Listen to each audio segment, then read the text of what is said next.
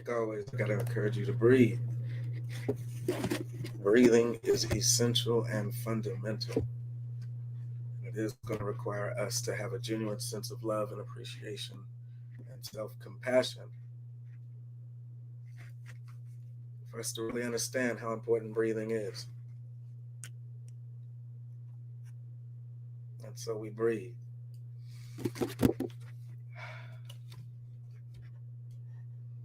I had people who were here before I even really clicked it live, so I'm wondering what's going on there. Hopefully it does tell me that I'm live now. I haven't got my message yet that I'm live, although I know that I am live. And so there we go. I'm live now. Since I am live now, we should at least give it 1 minute and we'll see if there's more to come before I get into the message. What I like to do in the meantime.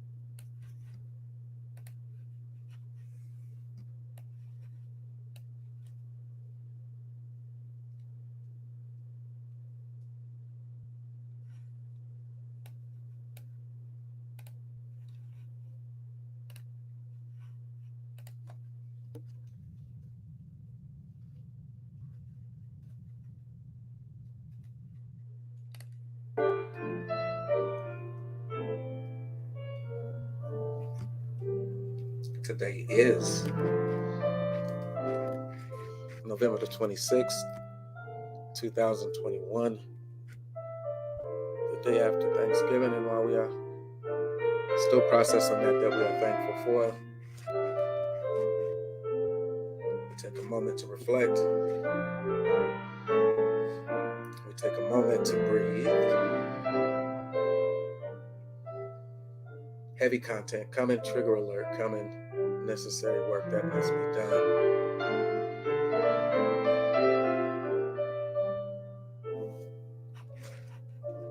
So salute in advance.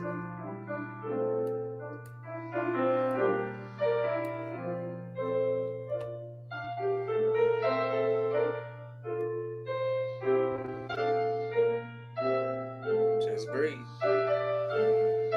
When it gets heavy, breathing is a good form of emotional regulation. And it will get heavy.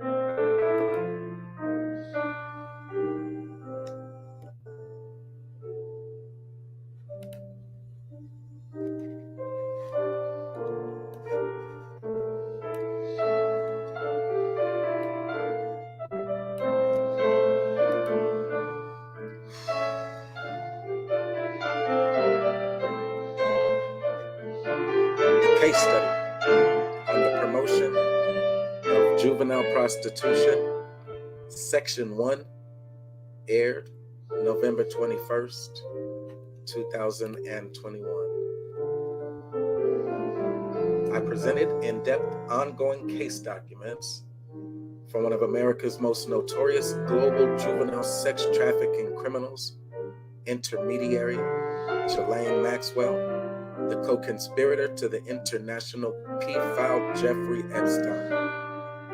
The title of that presentation is What Will Ghislaine Maxwell Be Convicted Of?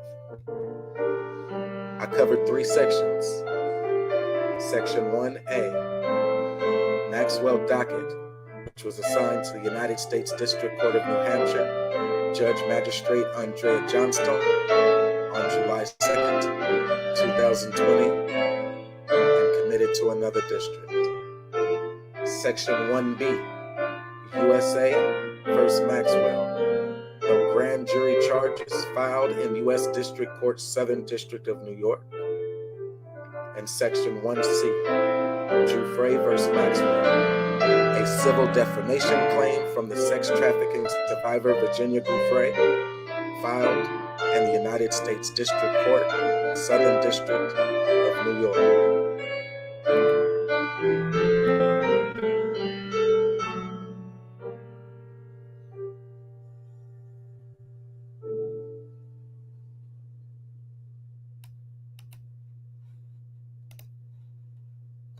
In the United States District Court, Southern District of New York, there is ongoing controversy surrounding whether or not the list that Jeffrey Epstein published prior to his murder or suicide should be disclosed in front of the jurors.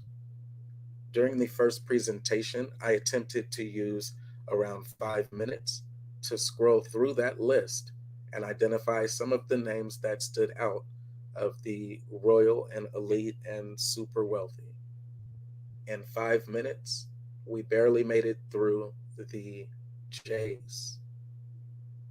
There were so many on that list that had to be brought out because of a significant ruling early on in that case. While Epstein was still alive, it was ruled that neither himself nor potential co-conspirators would be prosecuted. And for him, he pled guilty to one case and from there agreed to have his name listed on this national registry. It had been alleged that more than 30 girls were trafficked from his estates and across the world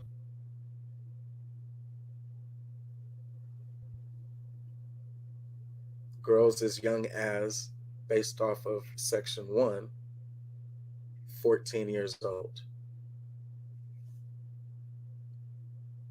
From the indictment, we saw the legal classifications, I would say, for the crimes that were alleged against Ghislaine Maxwell.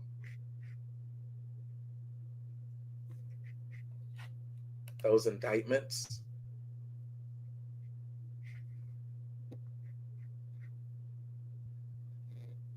the defraud clause, consisting of an illegal agreement, criminal intent, and proof of an overt act, 18 USC Section 371, conspiracy to commit offense or to defraud the United States.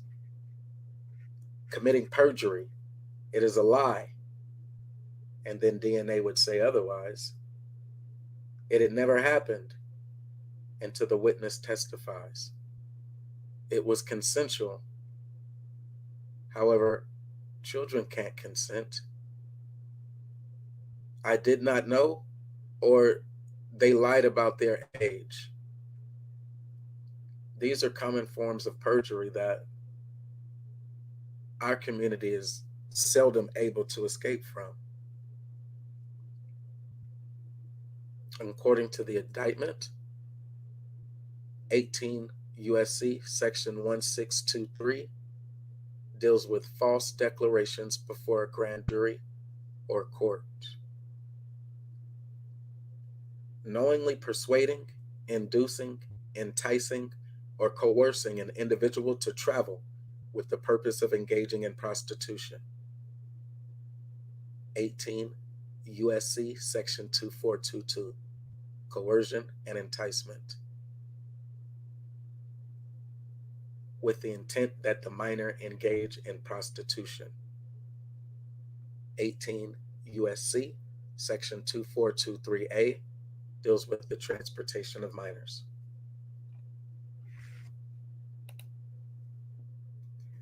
Section 2. The focus of this case study research is inspired in part by the works from Matt Schruers and Chris McGreal. Project Disco released a report or an article online entitled Content Providers vs. Content Hosts, Prosecuting Bad Actors Without Section 230 Backpage Bill. Chris McGreal wrote 2 articles on the topic, one for The Guardian, Craigslist, Underage Prostitution Allegations, helped lay the premise for much of this research. Section 2, Attempts to Regulate Online Trafficking Sites. Next, I will present documents of fact regarding internet-based sex commerce, platform Craigslist, and a scandal that should have rocked the industry where first-hand testimony was presented to Eric Holder, which stimulated insignificant movement in the effort to elicit a political response on this serious issue of child prostitution. From 2010 to 2018, Craigslist personals benefited from coded language. Ad descriptions, including numerous red flags, were gradually identified.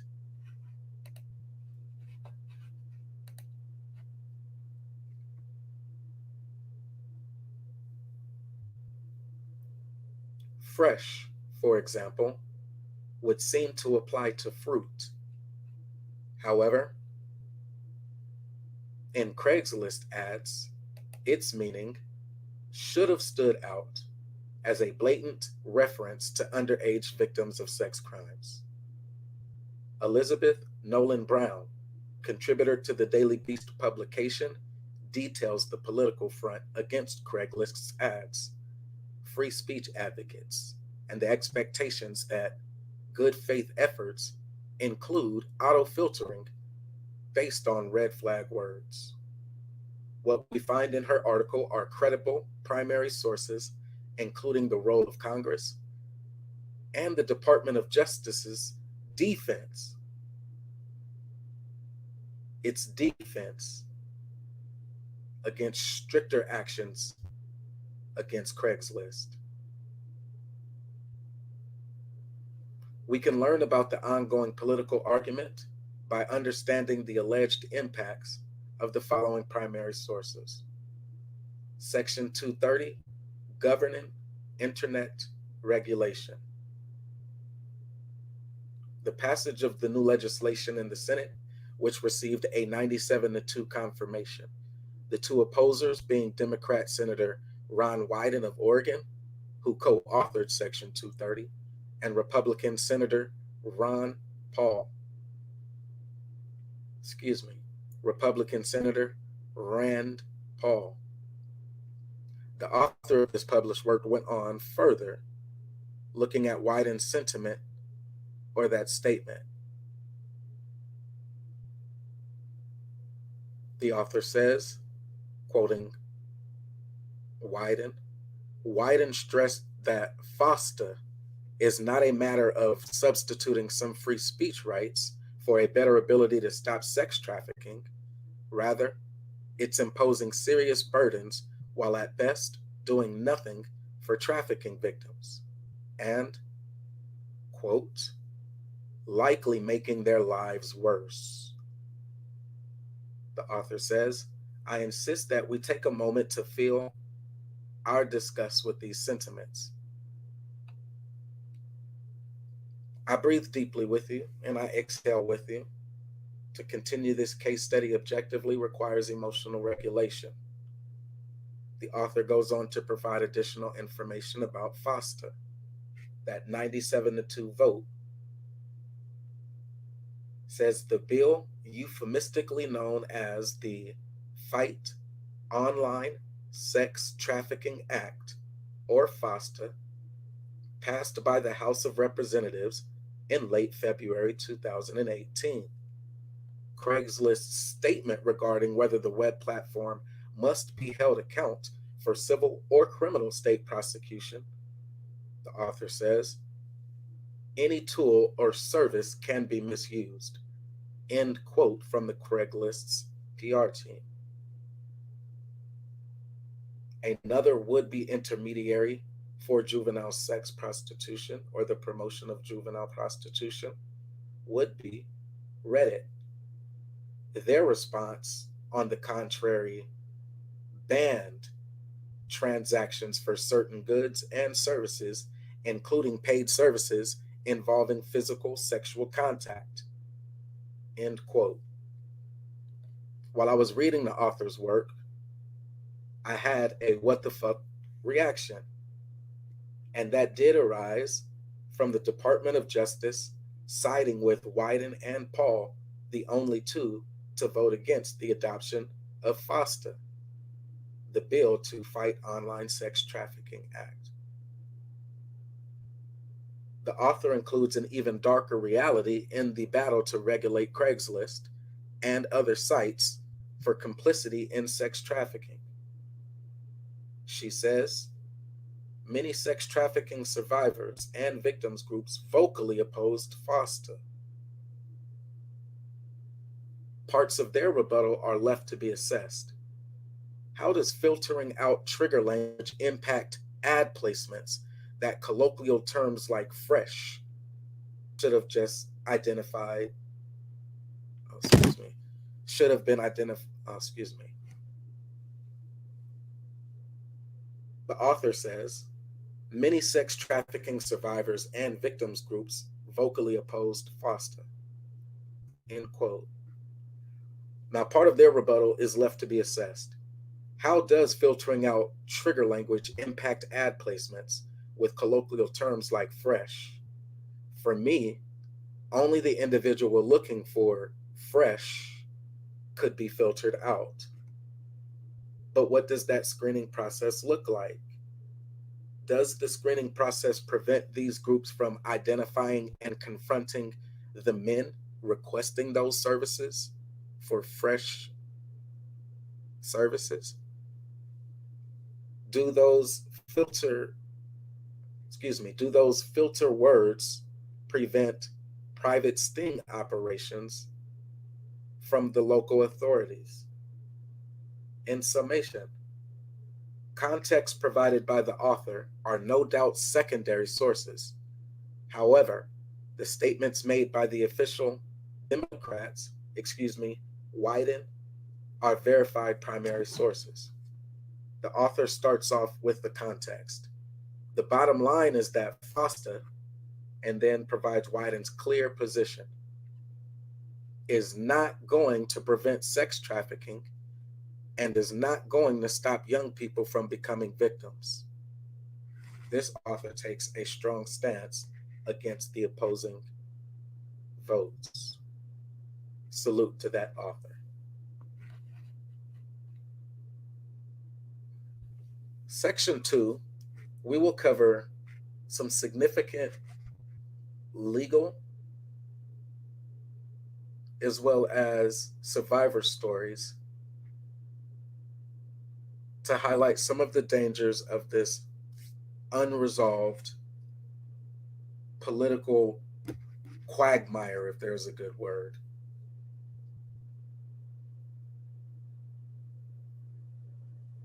It would seem that they are complicit in their inaction. And the way that we understand why they are so slow to make any effective changes in this internet space, I first wanted to dive into the research of these court cases and learn what their precedents are. What have they tried? What failed?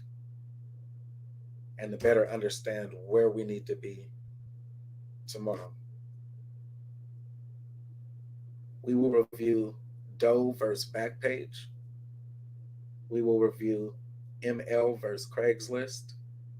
and quite a few survivor stories.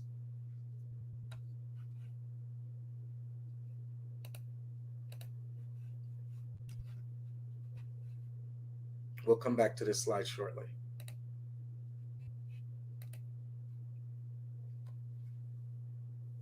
Disruptive Competition Project, DISCO. Schrewer's Matt, 2017. Title, Content Providers versus Content Hosts, Prosecuting Bad Actors Without the Backpage Bill. Assessed 11/22/2021. Backpage is a provider of internet classifieds whose sites include a dating section and, until January, an adult services section in which a Senate investigation found human traffickers had solicited business.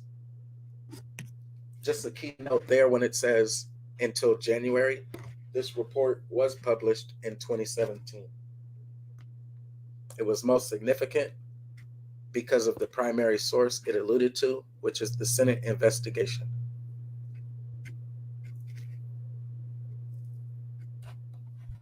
As always, I try to build those links directly into the presentation to make it a bit easier for us to get to that content. In this case,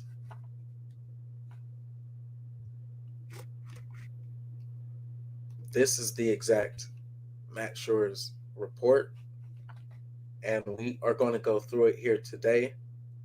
We'll see at the very end why this is one of the most significant reports that deal with how can we approach ending sex trafficking of our juveniles, our youth, our kids, our babies. How can we grow towards a space of protecting ours, even if it means trying to leverage the court of law? Matt Schrewer's. I have to find something to drink. 1 second. There we go.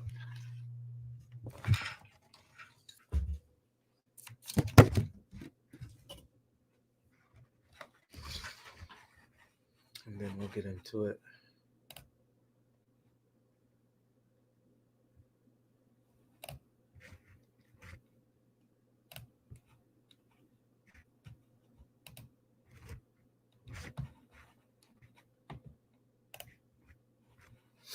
Well, all right. I want to give you the best sources that I can. Oh, you can't even see me on the screen yet. All right. So yeah, forgive how jumbled the first part of it was. I was trying to take notes on 3 different articles, and I wanted to make sure I was saying what was the author's words versus what I was saying. It got a little muddled inside of my notes, so we'll go straight through it this way. This is going to get pretty heavy. So I bear in mind that this is not one of those little 5-minute, 15-minute, or 20-minute drill sessions. This is actual content, and this content does get heavy. So let's run it. I don't need these headphones on while I keep doing that. We can either leave it on the screen so folks can actually read it as we go along, or I can just read it, but I'll go back and forth. I do have to give myself a little bit of encouragement while I'm here now, though. So rock with me. Where is my mouse? Here it is. I need some sound of something. It might be weird enough, but I need to hear something to keep my mind right.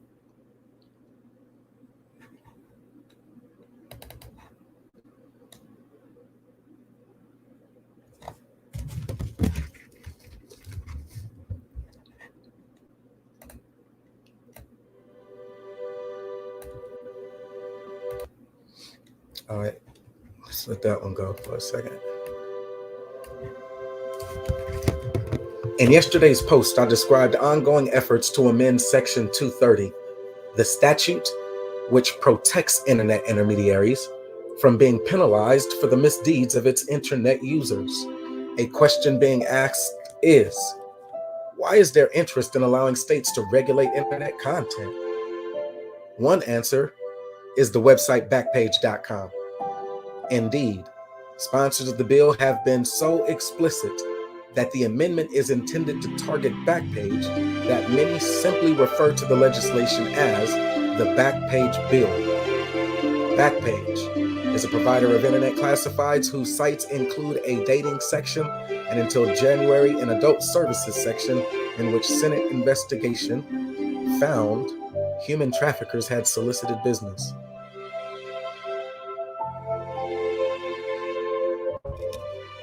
Citing Section 230, Backpage has defeated some state and civil claims, however. Citing Section 230, Backpage has defeated some state and civil claims.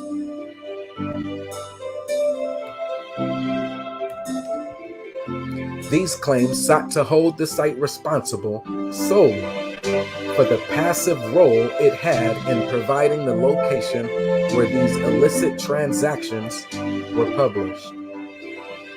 New evidence, however, which has yet to be brought before any court, suggests the site had actually developed some of those ads. I'll say that again. New evidence, which has yet to be brought before any court, suggests the site had actually developed some of those ads.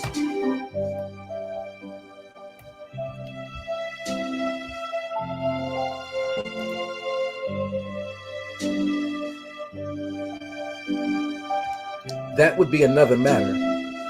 More on that below, to which Section 230 does not apply. And I'm going to take a pause right there because that's where we're at. If our arms aren't long enough to box with YouTube, and hitting the flag button or the report button doesn't help stop those people who are advocating for the rape and torture of Black bodies, the specific targeting of little Black girls and freshly graduated from high school. If there's nothing that we can do to hold YouTube accountable, then here's why. Section 230.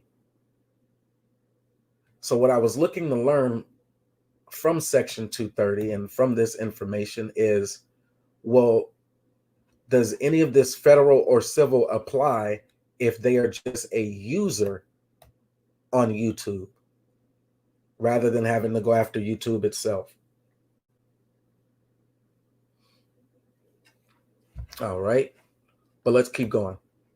Section 230 does not block enforcement of federal criminal law. So that's going to be our challenge.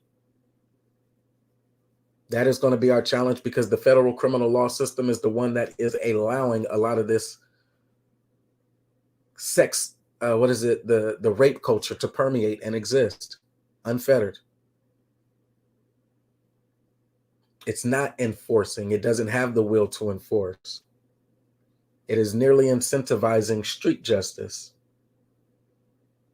In many cases, street justice may even be preferable than the repeated humiliation of even attempting to go to the court of law with Black grievances, particularly when it comes to the treatment of our women and our children and those women and children in our community that experience these situations every day, trauma after trauma. So if it is that federal government that is lacking the enforcement mechanisms, how then could we expect them to do their job in online spaces where our children are? TikTok, Snapchat, Twitch, if they're gamers. How can we expect them to enforce any measure of reporting or filtering or any law against those who may be targeting our children where our children are? So that's why this section was important to me, and we'll go through it. Federal criminal charges are also another matter. Section 230E makes clear the provision does not apply to federal criminal law. As noted here, Nothing prevents the Justice Department from bringing a case under existing federal criminal law. In fact, the 2015 SAVE Act was also characterized as the Backpage Bill and was designed to strengthen federal prosecutors' case, but has yet to be used against the company. That may change in the wake of a report by the Washington Post last month claiming that the website was in fact affirming or affirmatively creating sex-related advertisements to cultivate illegal business. Senator Portman, an initial co-sponsor of the latest Backpage bill, certainly seems to believe so. Portman chairs the Senate Permanent Subcommittee on Investigations. So when we say they're not enforcing, Portman chairs the Senate Permanent Subcommittee on Investigations, or did so in 2017, that is. They reached a similar conclusion about Backpage. He and other senators wrote to the Justice Department a few weeks ago, stating that there is enough evidence against Backpage to warrant criminal review. There have already been reports that a federal grand jury in Phoenix is investigating the company. Leads to a question raised by Professor Goldman earlier this week. Why are senators pursuing a second Backpage bill when they already think a case can be made under the last Backpage bill? Section 230 doesn't apply to content providers, which is where we're at today once again. The Senate report and Post article noted above bear the Section 230 for another reason. The safe harbor does not apply to content providers, only companies that merely host content. A site that creates illegal content receives no protection. One conspicuous example of this is the roommates.com case, a renter-oriented website whose menu structure prompted users to specify discriminatory housing preferences. There, a federal appellate court explained that a website operator who edits user-created content retains his immunity for any illegality in the user-created content. However, a website operator who edits in a manner that contributes to the alleged illegality is directly involved in the alleged illegality and thus not immune. We'll see why all this makes sense a little bit later. I'm just giving you what they say first, and then we'll get into the law. By providing prompts that would yield discriminatory answers, Roommates was found to violate federal housing laws. It was no longer hosting the content, courts concluded, but creating it. I'll give a quick example here so we're all on the same page. In the Black YouTube sector, YouTube itself is the predominant intermediary that would want to say, well, I am protected by 230. The user-created content would be sites like the Manosphere as a group or as a collective. Their individual sites have users who create what we would consider illegal content that promotes juvenile prostitution. Okay.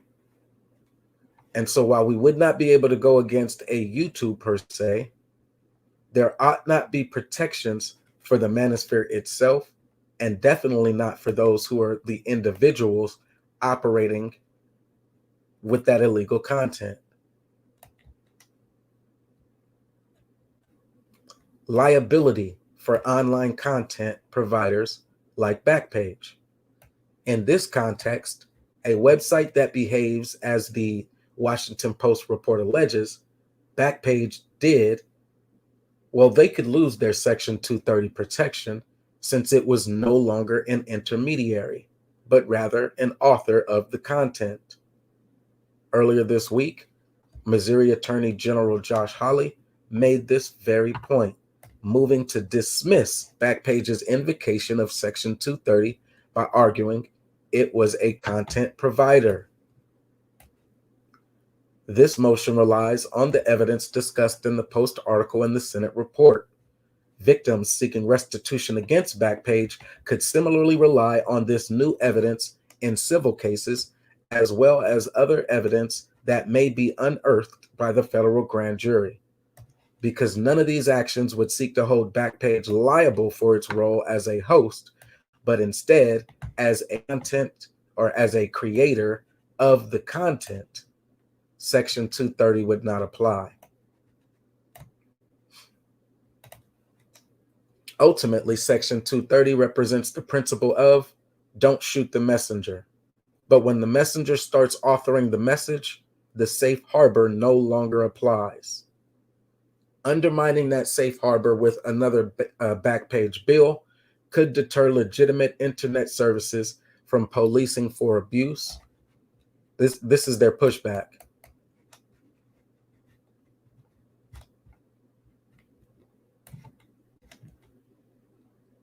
Which is one reason so many constituencies ranging from the ACLU to the Charles Koch Institute on the right and left have expressed concern.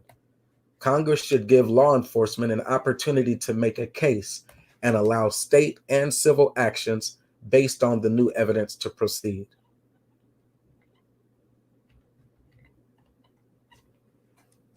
They start to go through a lot of the different cases that had to deal with it,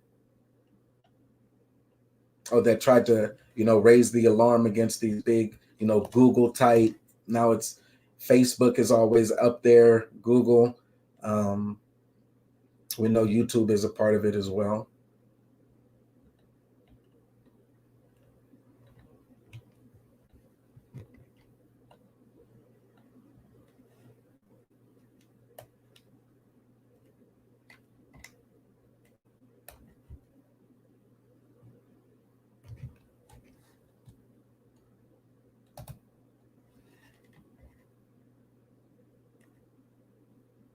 What they allude to is the 1996 Communications Decency Act, Section 230. Source, Legal Information Institute via law, cornell.edu. 47 U.S. Code Section 230, Protection for Private Blocking and Screening of Offensive Material. B, the policy. It is the policy of the United States to remove disincentives for the development and utilization of blocking and filtering technologies that empower parents to restrict their children's access to objectionable or inappropriate online material, and 5, to ensure vigorous enforcement of federal criminal laws to deter and punish trafficking in obscenity, stalking, and harassment by means of computer. Here's the key takeaway that I've outlined.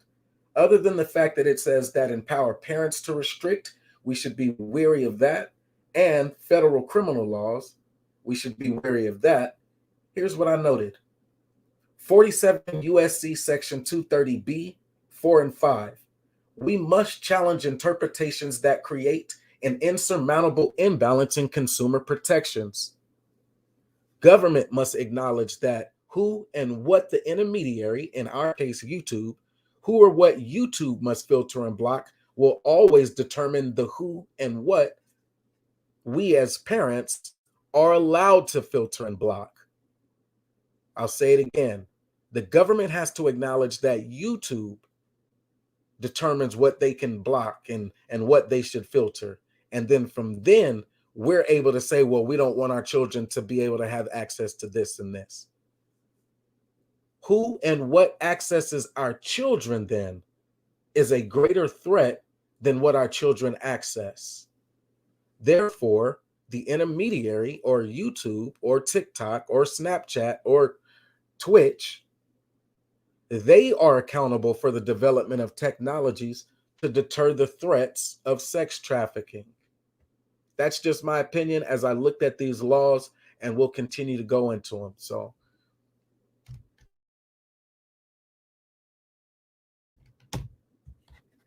Next page. 47 U.S. Code Section 230. We did B, which was just the policy, and it had 4 and 5 with it. When we go to C, it's the protection for the Good Samaritan, blocking and screening offensive material.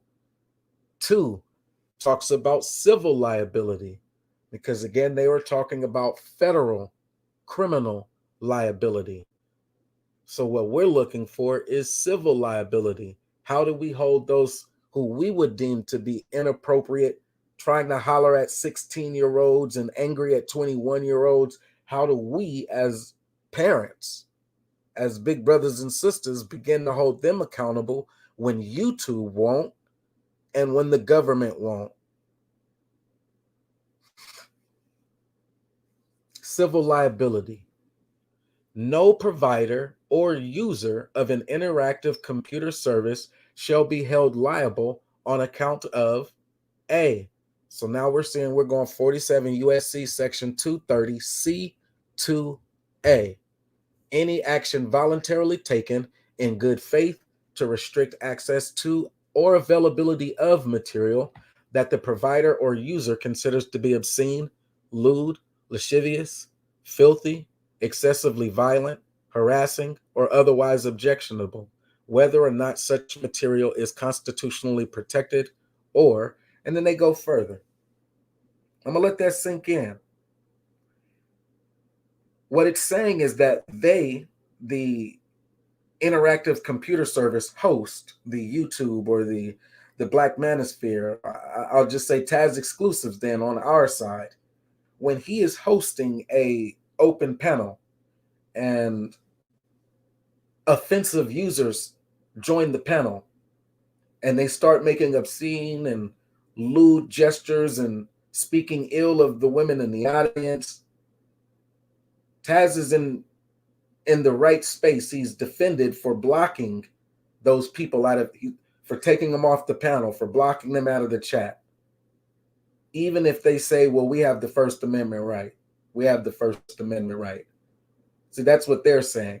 In order for us to protect against that lewd and unruly, indecent behavior, we can block them. That's where the law is. We are not civil. We're not liable for any civil punishment for blocking them.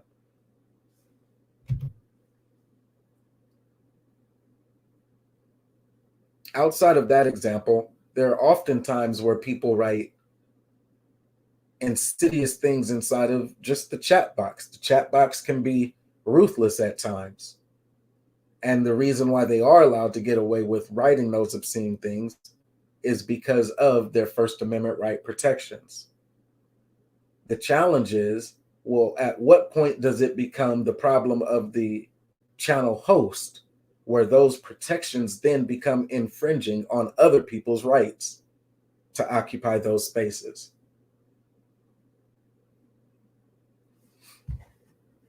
We went through B, the policy, went through C, the protection for Good Samaritans. Now E, effect on other laws. 5. So again, shorthand, 47 USC, section 230 E5. Nothing in this section other than subsection C2A, which we just covered, shall be construed to impair or limit, and then we go to A. Any claimant in action or any claimant in a civil action brought under section 1595 of Title 18, if the conduct underlying the claim constitutes a violation of section 1591 of that title. I'll say it again. There is no effect on other laws because there is no effect on sex trafficking law. Nothing in this section or in subsection C2A shall be construed to impair or limit any civil action brought under section 1595 of Title 18 if the conduct underlying the claim constitutes a violation of section 1591 of that title. B, any charge in the criminal prosecution brought under state law if the conduct underlying the charge would constitute a violation of Section 1591 of Title 18, or C, any charge in a criminal prosecution brought under state law, if the conduct underlying the charge would constitute a violation of Section 2421A of Title 18, and promotion or facilitation of prostitution is illegal in a jurisdiction where the defendant's promotion or facilitation of prostitution was targeted. I have to run that back, and then I'll move forward.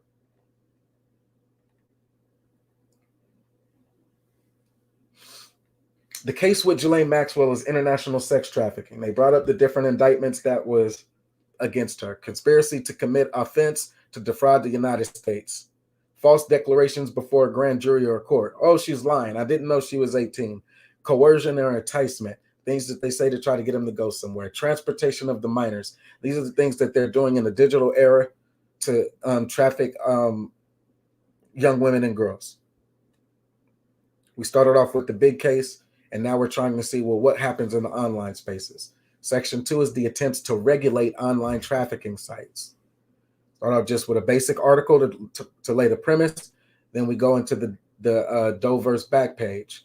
Before we get there, we want to look at the makings of the Senate investigation. The person who wrote the report just so happened to be on the side of Backpage.com.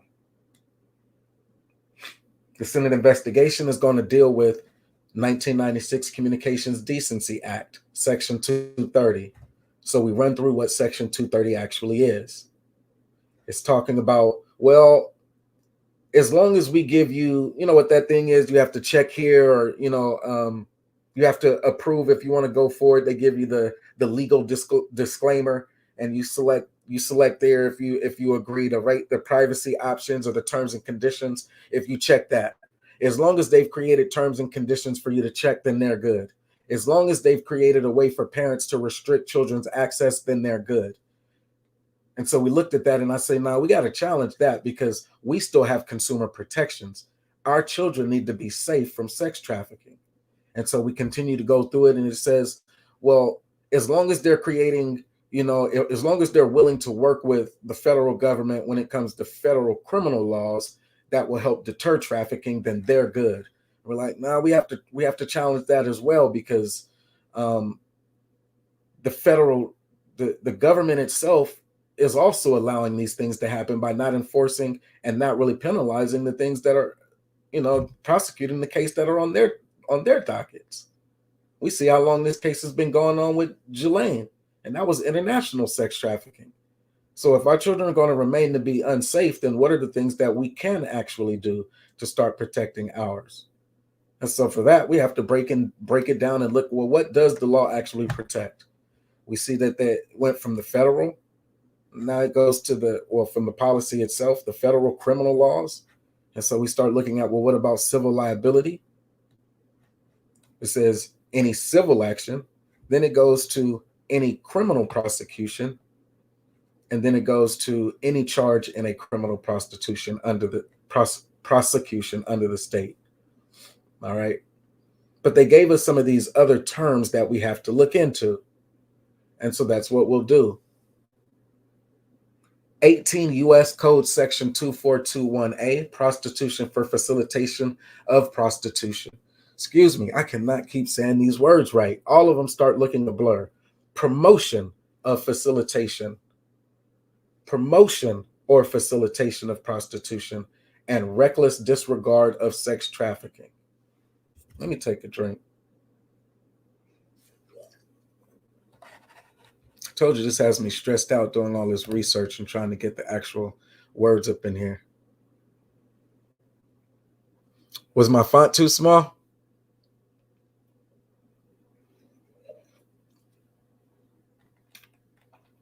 Let me see.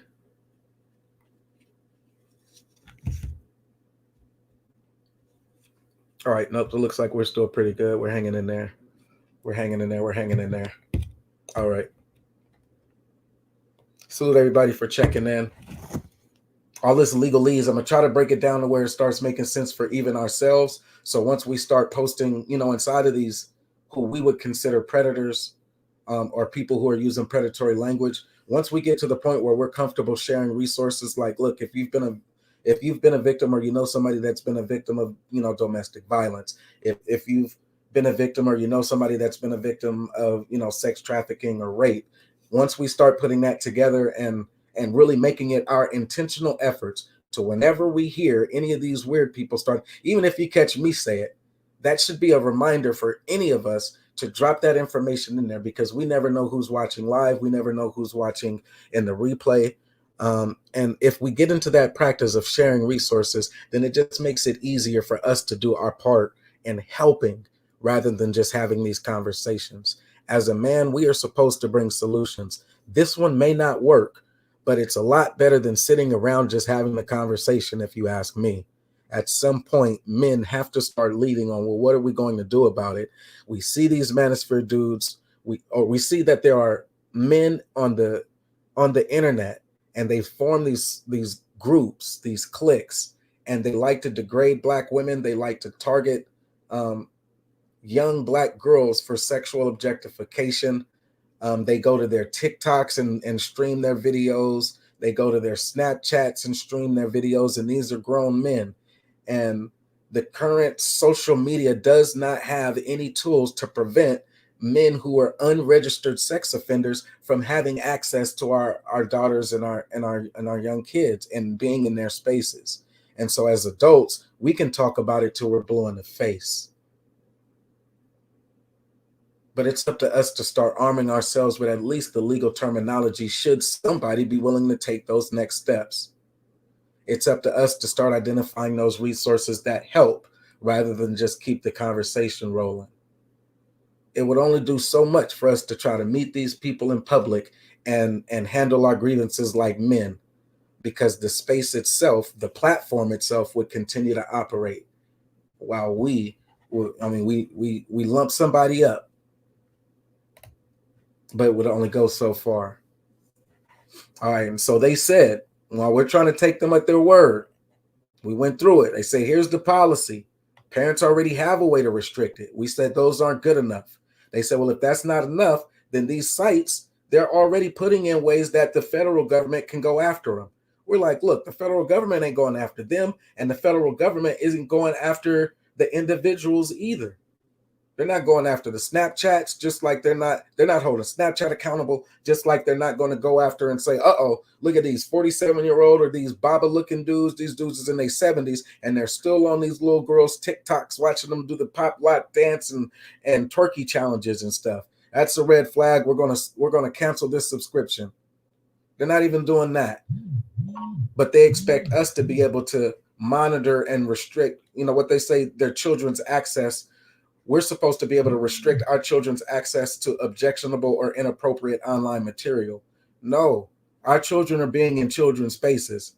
It's these predators that we want out of our children's spaces. If that's a goal that we should be looking towards, then here's a good step. What is it that we need to be asking for? All right. And so they said, well, when it comes to civil liability, no provider or user of an interactive computer service shall be held liable on the account of those restricted accesses. So as a parent, if I go in and block somebody, then I'm not liable. But that's not exactly what I'm asking for. If somebody goes to my daughter's page and starts trying to holler at her and I block her, that's not what I'm asking for. I'm not trying to play chase the wagon and get every individual who does try to go after, a young lady after they've already targeted her, and then she's had to make the decision for herself whether or not she thought it was somebody her age that she should meet at the skating ring. Come to find out, they're in their they're in their late 20s trying to holler at a 16-year-old at the skating rink, and it's too late for us to take action because our daughter says she wanted to go skating. So we're like, who you going with? She's like, a friend. And we know our kids have, I'm going to just be genuine and straightforward. I'm not going to try to over intellectualize this or nothing. We know our kids have internet friends now. We used to have friends that we rode bikes with, that we played sports with. They have actual internet friends now, which makes it all the more problematic when these hosting sites or these intermediary sites don't have protocols in place to prevent the predatory targeting of our children inside of these children's spaces.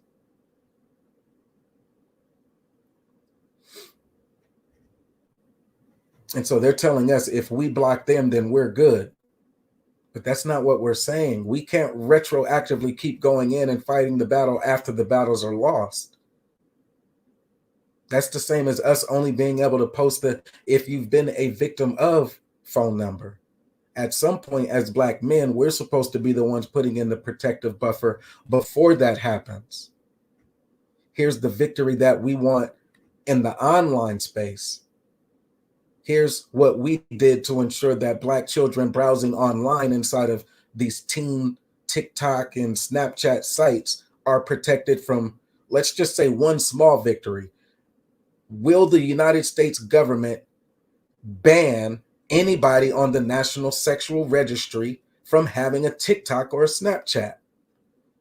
If that is the political or the social political agenda that we say, look, this is a hard no. I don't care if it's on your ballot or not. I don't care if none of your current politicians want to vote for it.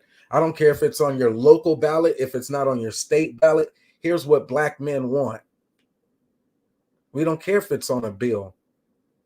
We will go to the creators of TikTok itself and say, we want 100% discrimination against anybody who's on the National Registry of Sex Offenders from having a TikTok or Snapchat or any access to one.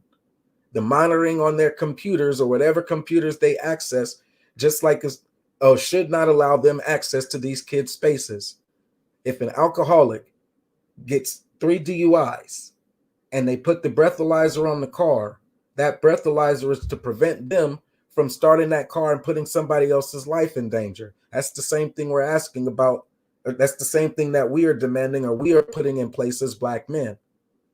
But I'm a dreamer. I say that that's just the responsibility of us as we are here in this digital era. What are we doing to continue to fight? How are we protecting our children today? How are we showing our love, and what are we building towards to make it a little bit easier every day for our young ones? You don't got to ask me. If you have kids or if you have a little cousin, ask them to go look through it. See how many grown folks themselves are on the Snap and trying to get the attention of other young folks and such. On the Snap, on the TikTok. I'm probably not even saying it right. Are you on the Snap?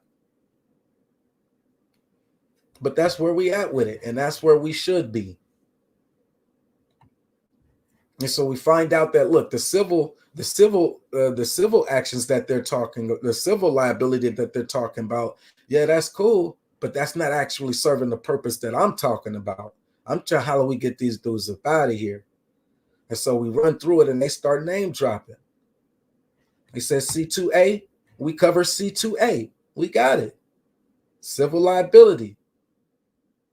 We look at C2A. All right.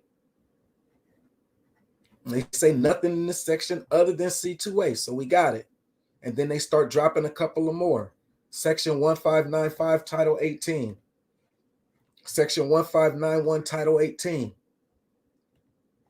Section 2421, Title 18. So let's take the next step. I'm sorry I had to go in a circle, but I noticed a couple of people coming in. I wanted to make sure they was on the same page. This is a case study against the promotion of juvenile prostitution. Again, how did these new digital pimps try to promote Black juvenile prostitution? It's through TikTok. It's through Snapchat. It's through some of these YouTube groups and spaces where they try to make it seem like pump and dump is what they should be doing. We are against that. But how do we fight it? If we're not going to go out there catching bodies, then it's through the law. And we can't do it through the law if we never take a moment to actually look at what the laws are that are on the books. All right, so let's move forward. What the hell is 2421A? Well, let me see something real quick. I see a place that's highlighted, so let's click on it and see what that is.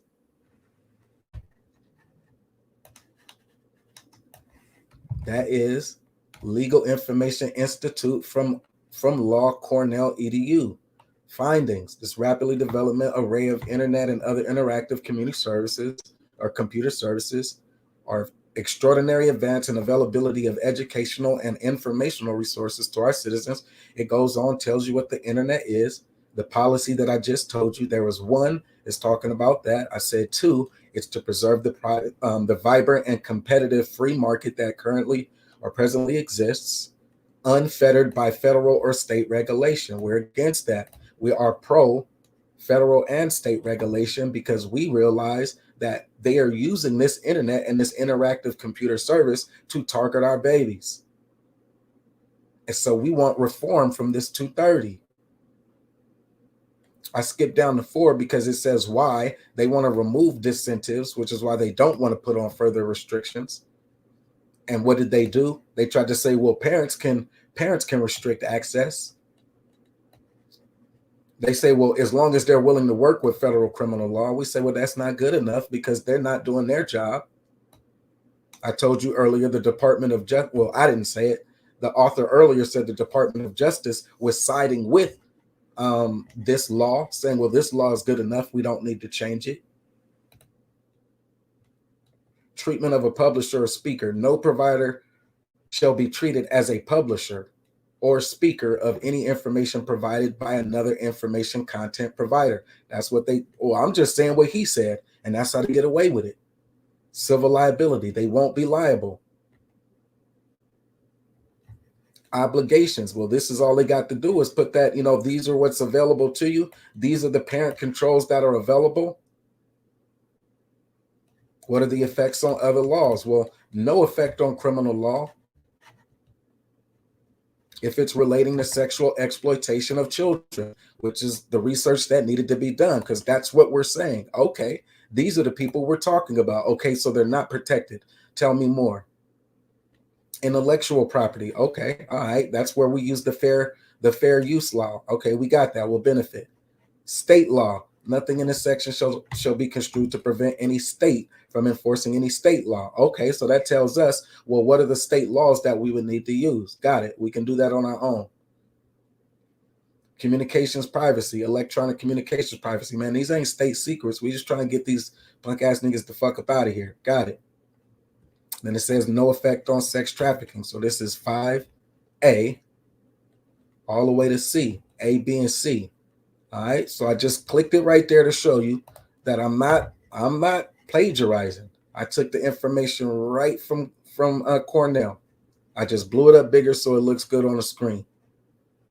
So they said when it comes to juvenile prostitution, they aren't protected. They said look at case law 18 U.S. Code section 2421A. We find that says promotion or facilitation of prostitution and reckless disregard of sex trafficking. So that's going to be the one as we dealing with those passport bros, right? I'm going to say it again. We started off with Ghislaine Maxwell. We don't give a fuck about that white lady, but we know that there are precedents. And if it's taken her like 15 years and there was over 30 victims and they ain't did nothing for those 30 victims, and we could look at the numbers today and see it'd be like 90,000 missing young black girls and women and such, missing people total. We could look at the 2020 National Crime Information Center and see the missing people and unidentified person statistics. If we could go to the FBI and see that information and we still know that they ain't on their job as the government, then we know that it falls on us. So what can we do? Like I said, at times it seemed like street justice would be preferable. But if we ain't out there busting no guns and castrating niggas, then we owe it to ourselves to become more vigilant, to get the resources available, to at least be able to identify what the laws are. Oh, it sounds like this motherfucker is doing a U.S., he's doing an 18 U.S. 2421. He's using this internet, these passport brothers, to promote prostitution with reckless disregard of sex trafficking. That's exactly what they be advertising. That's what they be promoting when they say we could go to Brazil. Get them while they're young. They 13 and they submissive. Oh, when I see you just come on out to Brazil, we got some brothers out there, we'll take care of you. That is the facilitation. Man, y'all don't fucking hear me. Y'all think I'm playing. I'm not fucking playing, man. Hold on, man. Let me turn some music on. Y'all think I'm fucking playing. I ain't fucking playing. Y'all gonna make me actually turn this into a drill instead of an informational sharing. All right. Y'all think I'm fucking playing. 18 U.S. Code Section 2421A. Promotion or facilitation of prostitution and reckless disregard of sex trafficking. I went to B. Aggravated violation, which is what we would be alleging against them. See, they got to defend themselves against this. We the plaintiffs. We telling them that they are putting our young women, our sisters, at risk. That's what we tell them. They think it's bad when people on our side say, look, just stop dealing with them niggas. Abort mission when it comes to dealing with them niggas. Don't listen to them. Don't rock with them. Stay as far away from them as you can. Protect yourself. Bear arms if you have to. Don't allow yourself to be alone in spaces with them. Don't trust them at a party. You might like one if they have a bunch of homeboys with them at the bar. Don't let them buy you drinks. Don't let them do none of that crap. Because you cannot trust these dudes. And so if they want us to defend that position, we can. But what we're alleging against them is that they are a threat to our sisters. They are a threat to the young women. Fresh out of high school, they already lounging and lurking for them, waiting for them. And the reason why they lounging and lurking is because they are sexual deviants. They want to take these young women and they want to do something strange and take them wherever they can get them outside of the care of us, as far away from our protection as they can. And on their platforms, they advocate for that shit. They advocate, oh, well, she gotta pay me. They advocate, nah, just pump her and dump her. They advocate all's fair. Oh, she wanted me. They advocate, oh, I was the ticket. She was trying to get over on me. They advocate on the age of consent. They advocate these things. But are we equipping ourselves to be able to not only recognize them, but also recognize the laws that they are violating, the aggravated violations? What does the aggravated violation say, B1 Brother Moses? Hey, Chef, I'm glad you asked me. It says, whoever using a facility or means of interstate or foreign commerce or in or affecting interstate commerce owns, manages, or operates an interactive computer service. As such term is identified in 1 Section 230F of Communications Act of 1934, 47 USC 230F. That's not a lot there because it keeps going. Here's where we hit them in the head, Chef. It says, or conspires or attempts to do so with the intent to promote or facilitate the prostitution of another person shall be fined under this title, imprisoned for not more than 10 years or both. So let me do it without all the legal jargon that goes on in the middle. The aggravated violation. Whoever using a facility or means of interstate or foreign commerce, i.e. super chats. And they want to pull together one of those manosphere red pill incel conventions in Atlanta with the sole intent on bringing brothers together so that they can coerce young women. I'm not on coercion yet, but y'all think I'm fucking playing. And they have the full intent to promote and facilitate the horn. Now watch how bust they head, Chef. Hold on, let me make sure somebody's in. I ain't finna talk. I'll take the hype out my face. I'm doing this by myself. El Sheba Sekhmet, Queen Cascade. They have the full intent and purpose to promote the prostitution. Here's how we bust their head. We know that we're out to defend our young women. Just graduated high school. I'm the dad that just got her a car. She going to an HBCU in Atlanta. These manosphere dudes in incel rage and MGTOW and Save Yourself, they trying to have a convention right there by Clark Atlanta and Spelman. They trying to do it right up the street, walking distance at the convention center, walking distance from Spelman, where 17, 18, 19, and 20-year-olds are, because everything that they've told us says they want to target them young, and that's who they're going to be targeting. And in order for us to be like, nah, we got to stop that shit from happening. They're not finna go target our young, the future leaders, these young Spelmanites. The law says they intentionally promote and plan to facilitate the prostitution of, number one, 5 or more persons. You know what we say? These pump and dump brothers, I ain't gonna lie to you, it's exactly how I feel. I don't bite my tongue, I don't mention no words. These pump and dump brothers are promoting the prostitution of young black men.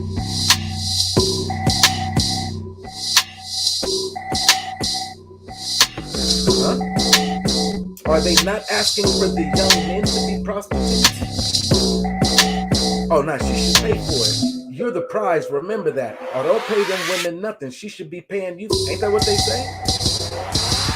Ain't they asking them to travel all the way over there and then do some pump and dump stuff right there where our young sisters are attempting to go to college at? Ain't that what they saying? So if they calling for the young men of the manosphere to come from all over America and go to Atlanta and engage in this debauchery,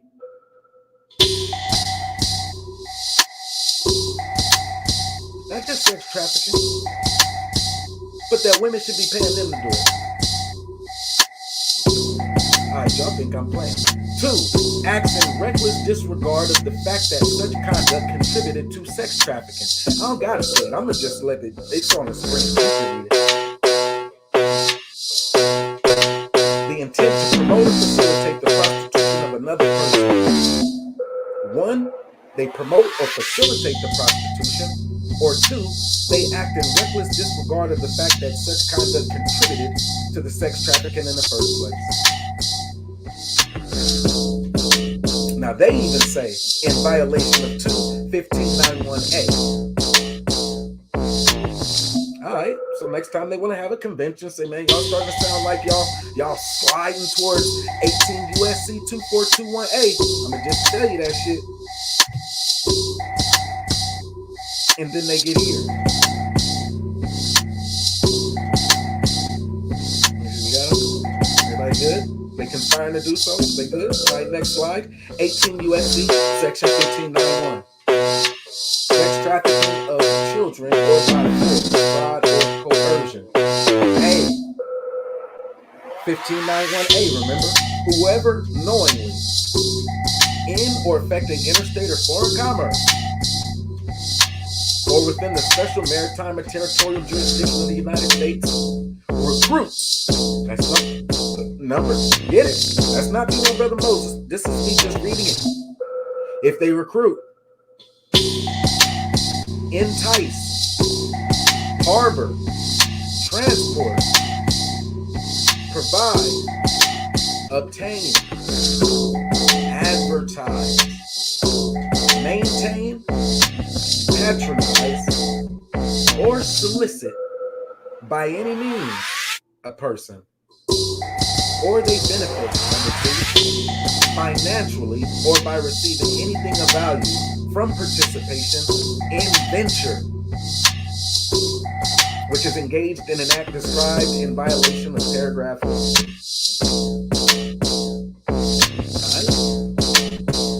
Right then, let me turn the music off. I think y'all might just be dancing and y'all ain't even hearing me right now, man. Let me turn that down just a little bit in the background.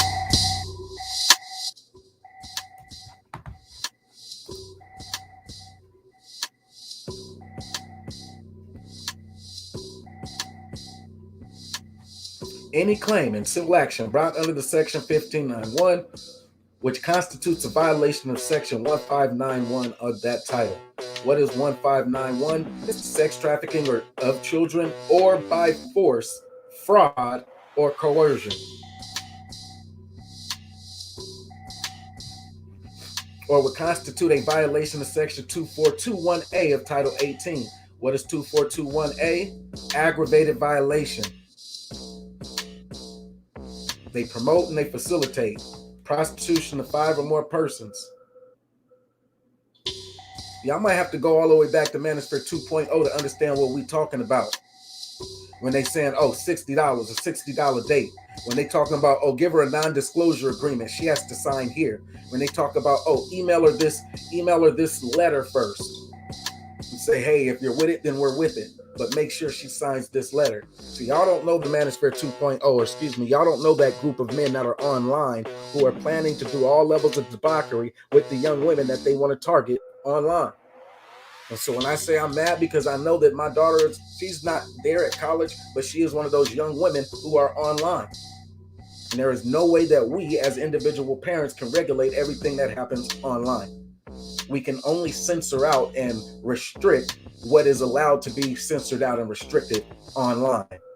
Everything else falls under the websites that they purview. So if TikTok doesn't filter out the predators and all of that, if Snapchat doesn't filter them out, then they're going to be there. Section 1591, whoever knowingly or knowing or except where the act constituting the violation of paragraph 1 is advertising and reckless disregard of the fact that means of force, threats of force, fraud, coercion described in section E2, remember that, or any combination of such means will be used to cause the person to engage in a commercial sex act, or that the person has not attained the age of 18 years. Yeah, they be talking about NDAs, Queen Cascade, or make her sign an NDA because they want to put them on videos and everything. They want to put them on videos. That's their new excuse now. Oh no, well, if you put her on the camera, make sure you get everything recorded when she agrees and make sure that she's agreeing on camera. That's their ploy. That's their scheme. That's their, we want to make sure she doesn't say it was non-consensual scheme. Yeah, that's what they're doing. It's finna get crazy. So 18 USC section 1591A goes through it. It says, or any combination of such means will be used to cause the person to engage in a commercial sex act, or that the person has not attained the age of 18 years and will be caused to engage in a commercial sex act, shall be punished and provided in subsection B. Subsection B goes into the punishments. Nice. So they try to use force. A lot of them want to get away from using force. That's why they try to get them alcoholed up. They try to, oh, she smoked weed too. Cool. Let's let them smoke some weed and let's do all of that.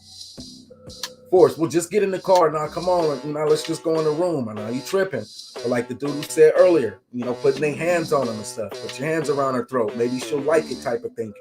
All of these weird dudes who continue to use these type of talking points and pump these talking points to the next generation. The next generation are full of these same talking points. We're trying to counteract those talking points. Coercion is another thing. Oh, well, your friends is going to leave you. Your friends is already gone. Your friends said you was cool with it. So now what? You already here. So now what?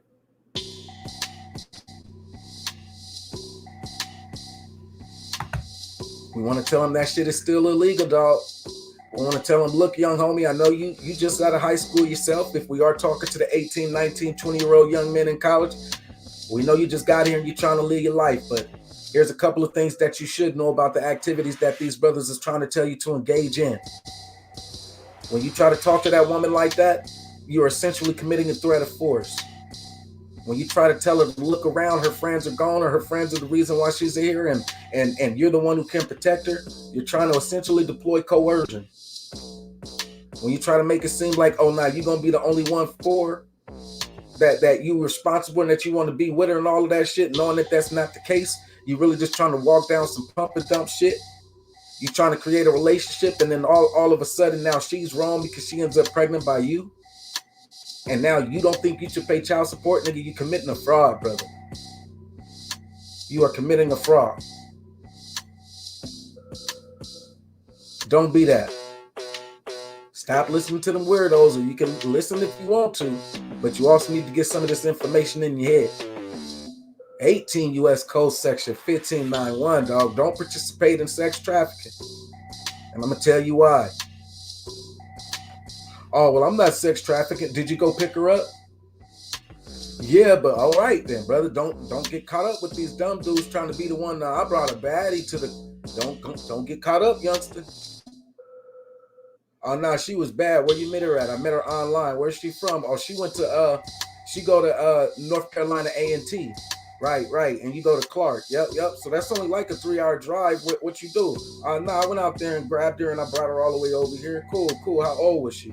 And that's where the conversation gets a little dry at. Yeah.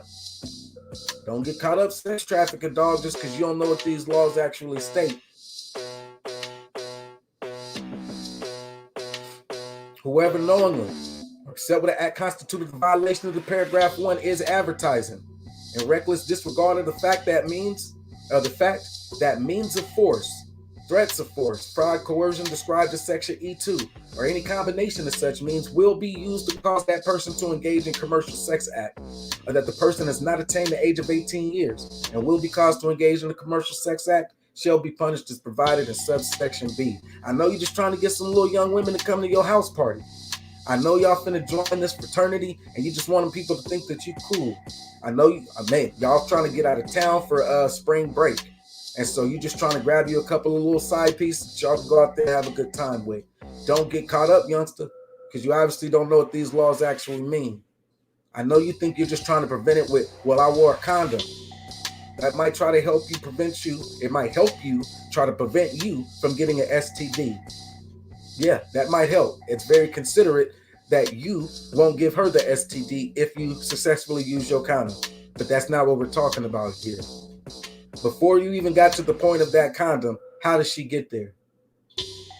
Don't get caught up, youngster, trying to be too cool for college. Next section. 18 U.S. Code Section 1591 on sex trafficking of children or by force, fraud, or coercion. See, they put them in the same one, youngster. Don't let yourself be fooled. Oh, she wasn't no child. Yeah, just because you don't understand the difference between children and women and you start to think that 16-year-olds can be viewed as women, don't let that fool you. Oh, I already knew she wasn't no virgin. That doesn't mean she's not a child, youngster. Don't get caught up in no bullshit. See, we got to be able to tell them something, Chef. We got to be able to talk to these youngsters, give them something that they can understand. When they leave that barbershop, they got to have something that they can rock with, man. Did you know that they classifying it as the same thing, man? It's the same little law. 18 U.S. Code Section 1591 talks about sex trafficking of children, and it says, or by force, fraud, or coercion. Section E, you better know about it. E2A. We already told you about it. E2A is coming.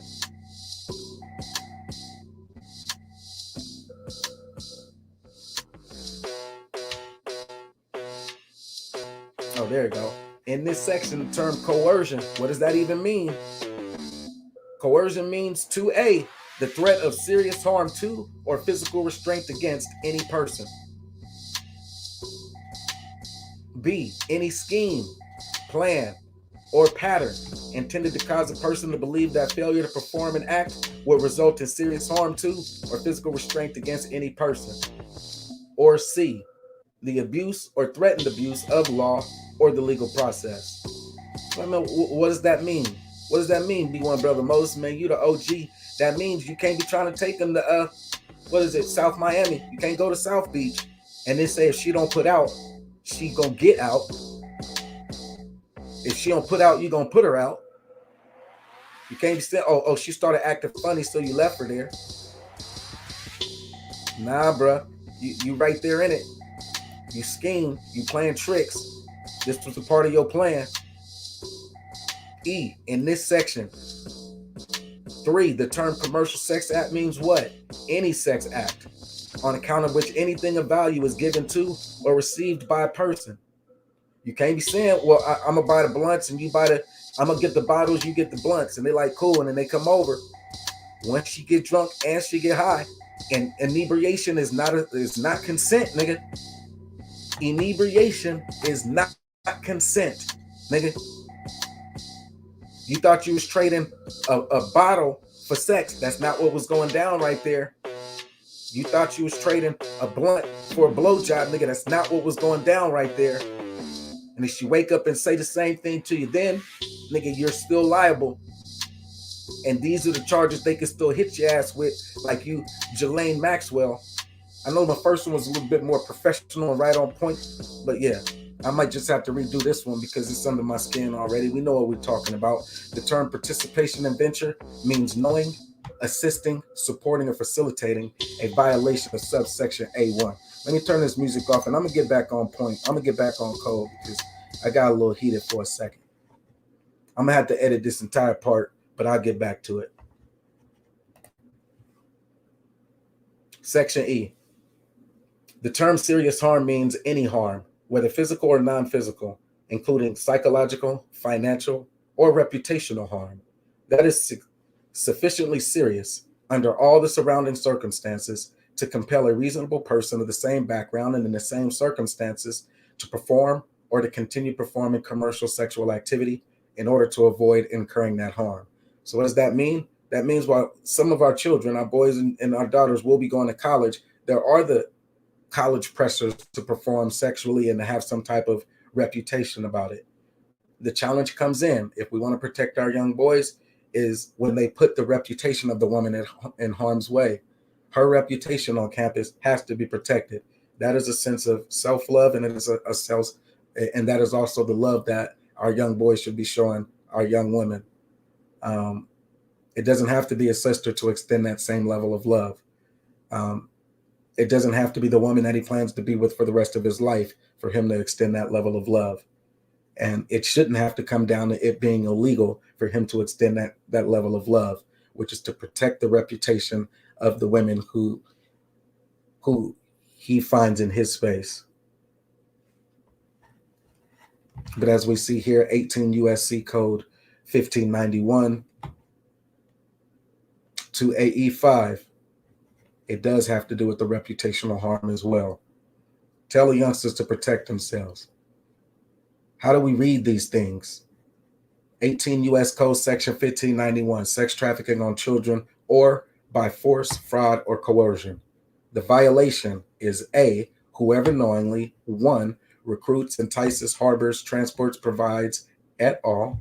2, benefits financially or by receiving anything of value, blunts, books, all of those different things, from participation in venture or saying, hey, we did this together, which has engaged in an act described in violation of paragraph 1.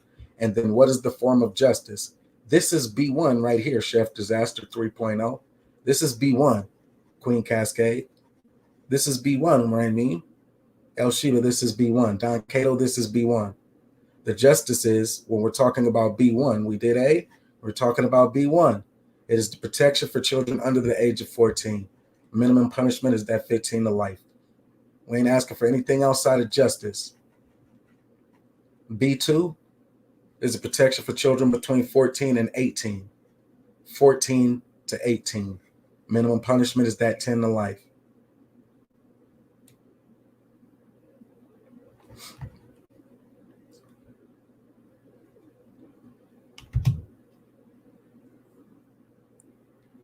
Here's the kicker for you. I'm going to let y'all get to the life. 18 U.S. Code Section 1591C. In prosecution under Section A1, in which the defendant has reasonable opportunity to observe the enticed, harbored, transported, provided, obtained, maintained, patronized, or solicited, the government need not prove that the defendant knew or recklessly disregarded the fact that the person had not attained the age of 18 years. See, somebody left before they even got the hallelujah, celebrate, throw your hands up moment. Somebody missed that. You have to screenshot it and send it to them in the morning. Somebody missed that part right there.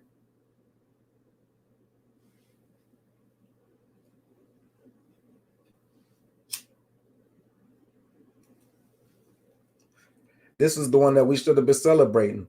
This is the one that should drive us the most crazy. This part right here.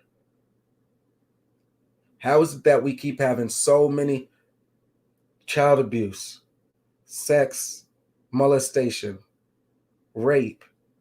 How do we keep having all of these cases and hearing the same excuse? Oh, it was consensual, when we know that a child cannot consent.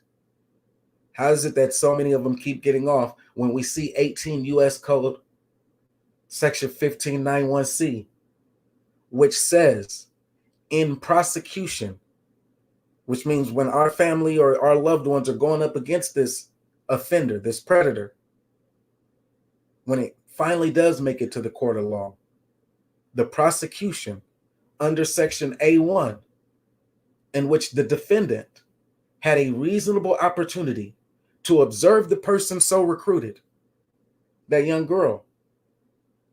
They got to observe her. They got to observe the person that was enticed.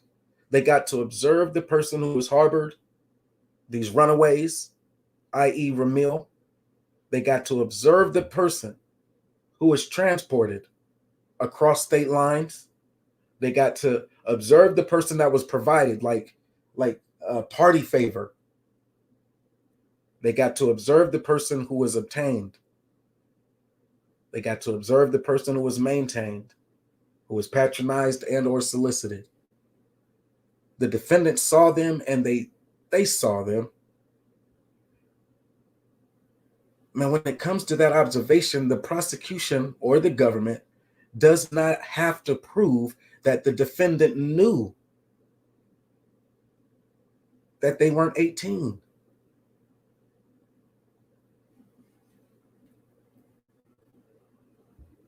This must be going over somebody's head.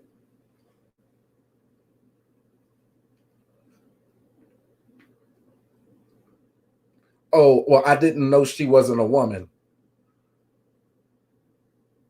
Is debunked. I didn't know she wasn't 18. Is debunked. Oh, those women be lying. They say that they're 18, so I took them at their word for it. Is debunked. Because from the prosecution side,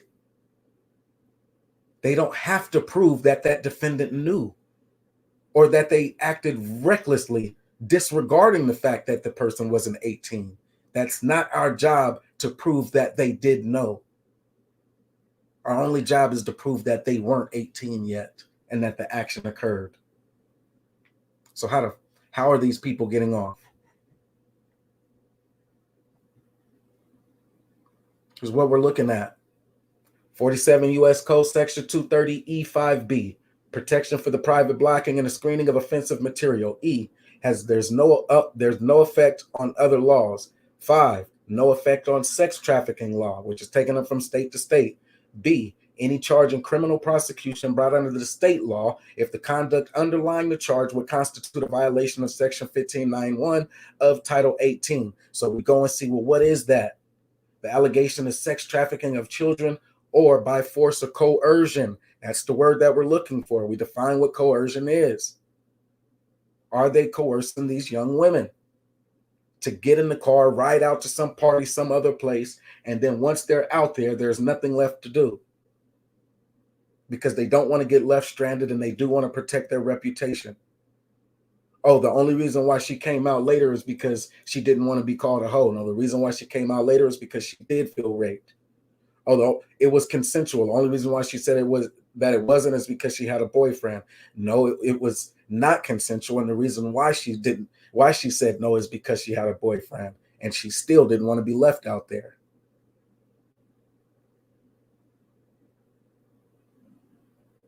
So now that we broke it down, they're not protected. 1591 of Title 18, we read that. We see what that's about. 18 U.S. Code 15 or Section 1591A, 1 and 2, the defendant harbored the runaway, which is Ramil, and so many other cases. For those who aren't familiar, YouTube content creators that go around and they advocate openly about using digital resources online, Craigslist ads and Backpage ads and OnlyFans as a way towards selling and objectifying women and making money off of it, and using that talking point or using that as a selling prospect for other young men, their subscribers. So we have 18 U.S. Code Section 1591 that says, that tells us, well, what are the keys we're looking for? Well, did they run away? The defendant harbored that runaway, and the defendant benefited financially from them or with some type of monetary gain. 18 U.S. Code Section 1591B. This is the justice element. The victim was under the age of 14, so the minimum imprisonment of justice that we would demand in that case is that 15 to L. That's all we demanding is what's on the books. The victim was between 14 and 18, like the Ramil case. Then the minimum imprisonment should be 10 to life. That's all we asking for, the justice that's on the books. And then we ask that people remember 18 U.S.C. Section 1591C says the government need not prove that the defendant knew the person wasn't 18 years old. So there is no, oh, women be lying. There is no, I didn't know she was 18. She wasn't 18 yet. If caught guilty of the promoting of juvenile prostitution and she was not 18, then the minimum sentence should have been 10 to life. Bottom line. So now that we know what the laws say, and we're clear, and we're 100% clear on that,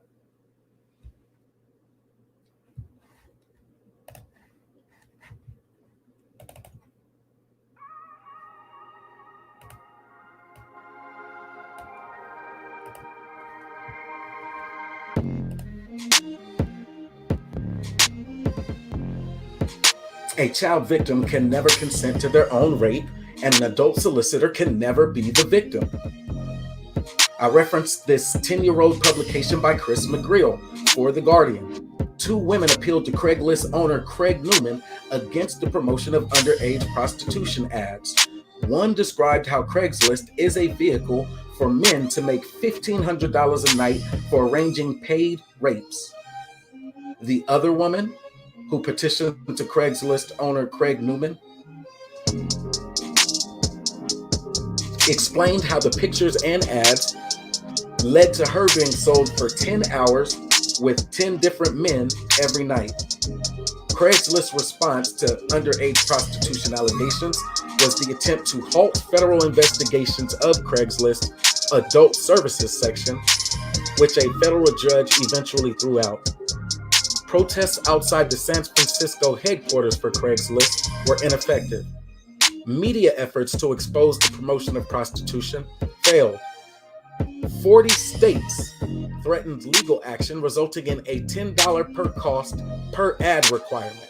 $10 for the promotion of juvenile prostitution would be all they needed to pay to have those little girls' ads on that or hosted on that website, adult services section.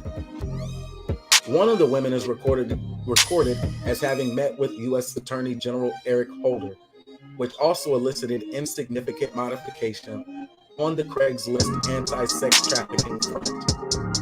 Craigslist chief executive, Jim Buckmaster, propagated his partnership with law enforcement and a manual review process for ads and a phone verification process for adult services ad purchasers. Nevertheless, despite every social, legal, and moral effort by groups in opposition of Craigslist's platform as a sex trafficking site, digital publishers have deep pockets that prevent accountability and justice.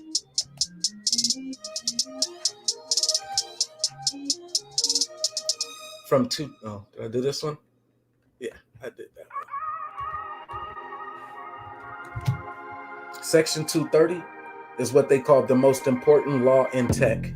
Section 230, the Communications Decency Act, is regarded as the most important law in tech because it promotes the continued development of the internet by averting the risk of unpredictable liability for online services, which would have an obvious chilling effect on speech.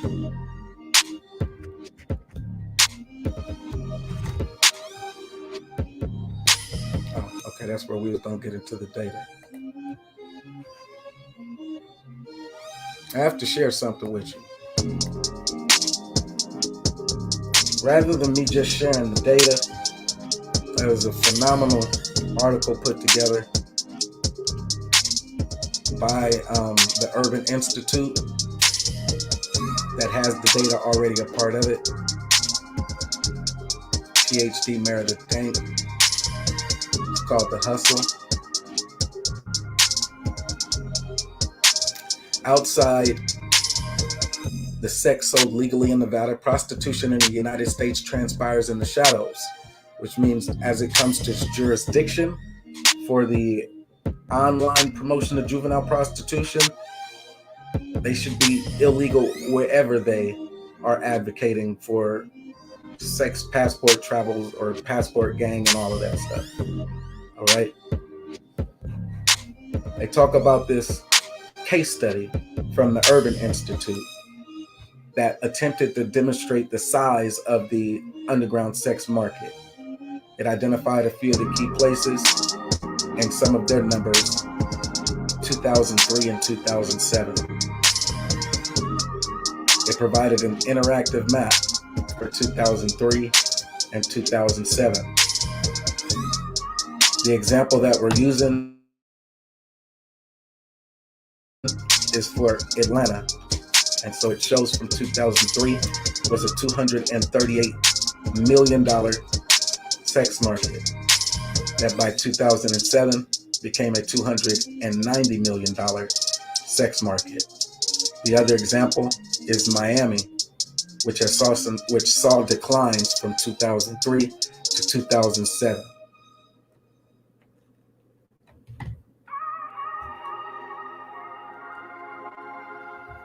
It says Atlanta had the largest underground commercial sex economy in 2007 at $290 million. And it gave this analogy. To put the numbers in perspective, Atlanta's underground commercial sex economy in 2007 was nearly 2.5 times bigger than the 2013 payroll of the Atlanta Falcons.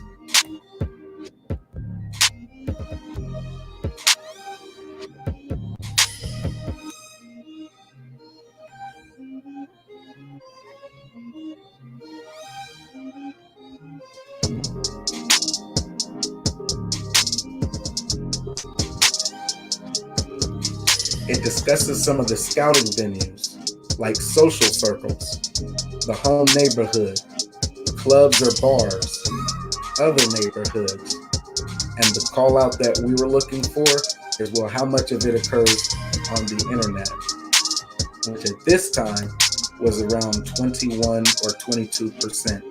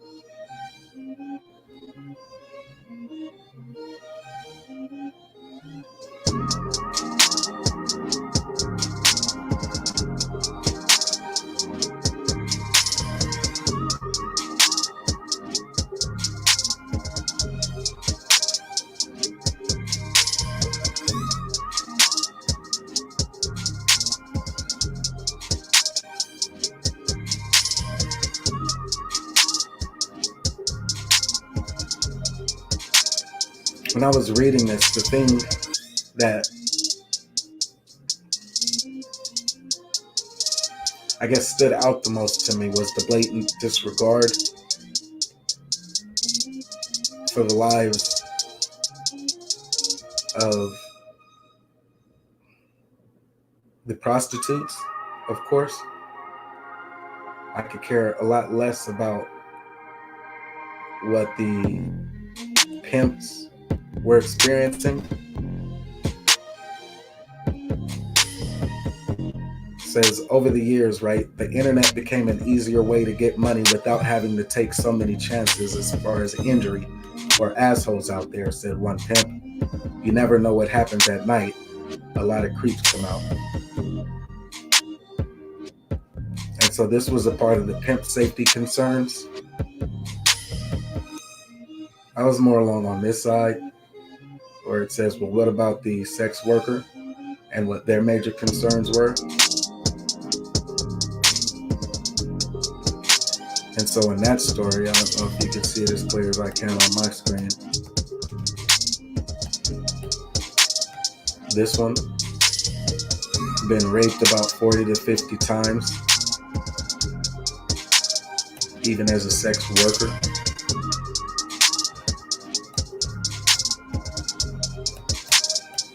Yeah, I'm a man. I'm not supposed to be humanizing prostitution.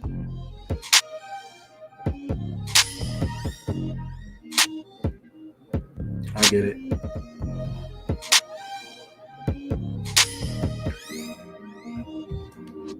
attacking this black market where it lives online is also important.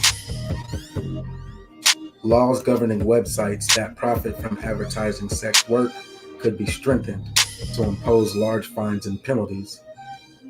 And then the major takeaway that I got from this one was that line here. These websites could also be populated with ads for victim services and awareness materials. That was my biggest takeaway.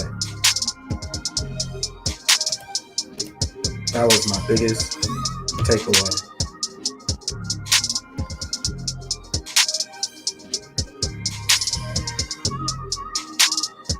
We know what the laws were.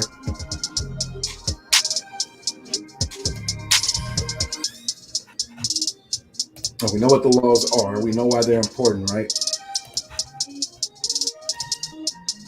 Why is it so freaking hard? We got Dover's back page first.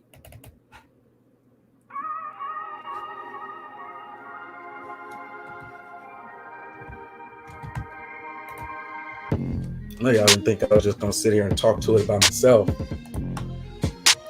The United States Court of Appeals for the First Circuit, Jane Doe, number 1 et al., plaintiffs, appellates versus Backpage.com, LLC et al., defendants, appellees, appeal from the United States District Court for the District of Massachusetts, the Honorable Richard G. Stearns. List all parties involved. March 14th, 2016, Celia, Circuit Judge. It's a hard case. Hard, not in the sense that the legal issues defy resolution, but hard in the sense that the law requires that we, like the court before, deny relief to plaintiffs whose circumstances evoke outrage. Yeah, I know I'm not supposed to be humanizing the prostitutes, but this is what it is, and this is where we're at.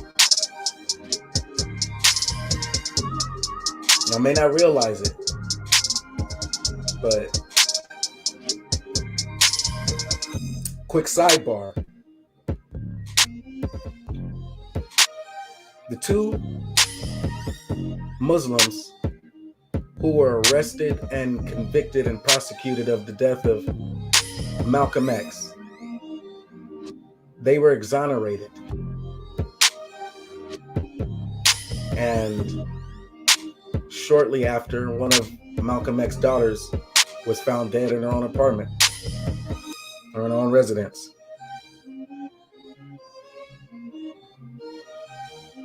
It's significant here because Malcolm X's family was targeted in many recollections, was targeted because of his views against pedophilia that he felt were being demonstrated by the leader at the time. And it went as far as to say that that leader who was committing the pedophilia had quite a number of young wives or young baby mothers. And when the story came out that they did the DNA tests or so forth, that they were his baby mothers, his position was that they were prostitutes. That was the definitive position, is that those secretaries and women who he had impregnated were prostitutes.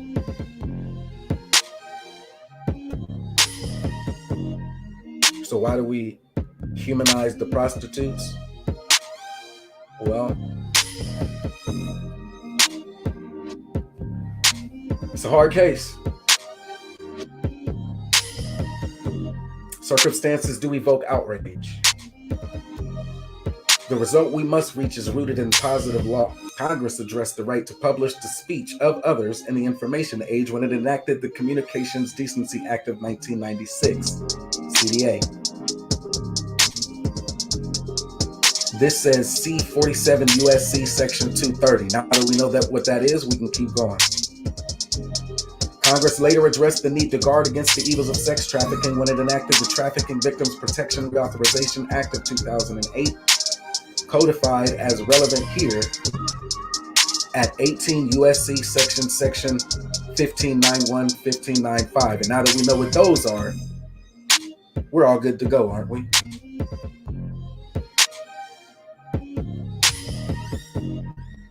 These laudable legislative efforts do not fit together seamlessly, and this case reflects the tension between them, striking the balance in a way that we believe is consistent with both congressional intent and the teaching of precedent. We affirm the district court's order of dismissal. The tale follows. In reviewing the grant or denial of a motion to dismiss under Federal Rule of Civil Procedure 12b-6, we draw upon the well-pleaded facts as they appear in the operative pleading here, the second amended complaint, see SEC versus Tyrone, 597 F.3D 436 438, First Circuit in 2010. Backpage.com provides online classified advertising.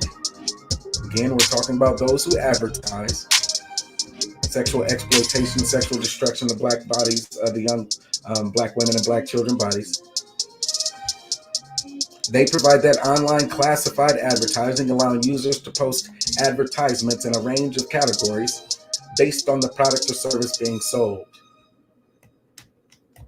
Among the categories provided is one for adult entertainment, which includes a subcategory labeled escorts. Site is differentiated by geographic area, i.e. sex trafficking, enabling users to target their advertisements and permitting potential customers to see local postings. This suit involves advertisements posted in the escort section for 3 young women, all minors, at the relevant times, who claim to have been victims of sex trafficking. Suing, the woman alleged that Backpage, with an eye to maximizing its profits, engaged in a course of conduct designed to facilitate sex traffickers' efforts to advertise their victims on the website. This strategy, the appellants say, led to their victimization. The problem, or the past, is prologue. 2010, a competing website, Craigslist, shuttered its adult advertising section due to concerns about sex trafficking. Spying an opportunity, Backpage expanded its marketing footprint in the adult advertising arena. Backpage engaged in a campaign to distract attention from its role in sex trafficking by, for example, meeting on various occasions with hierarchs of the National Center for Missing and Exploited Children, and making false and misleading representations to the NCMEC and law enforcement regarding its efforts to combat sex trafficking. But this campaign, the appellate suggests, was merely a ruse. The second aspect of Backpage's expansion strategy involved the deliberate structuring of its website to facilitate sex trafficking. The appellates aver that Backpage selectively removed certain postings made in the escort section, such as postings made by victim support organizations and law enforcement sting advertisements, which is what I opened up with at the beginning of this section. They removed those and tailored its posting requirements to make sex trafficking easier.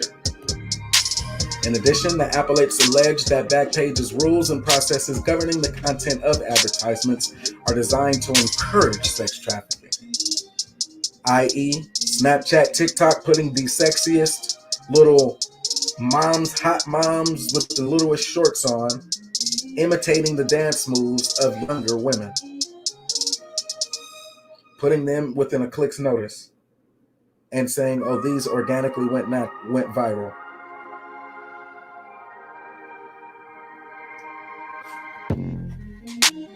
For example, Backpage does require phone number verification, permits posting of phone numbers in alternative formats. This is likewise, there is likewise no email verification. Backpage does not require the phone number verification or an email verification. Backpage provides users with the option to hide their email addresses and postings because Backpage provides message forwarding services and auto replies on behalf of the advertiser. Photographs uploaded for use in advertisements are stored on their metadata. thus removing the scrutiny information such as the date, time, location, and photograph that was taken. Meanwhile, Backpage automated filtering system screens out advertisements, including certain prohibited terms such as barely legal and high school.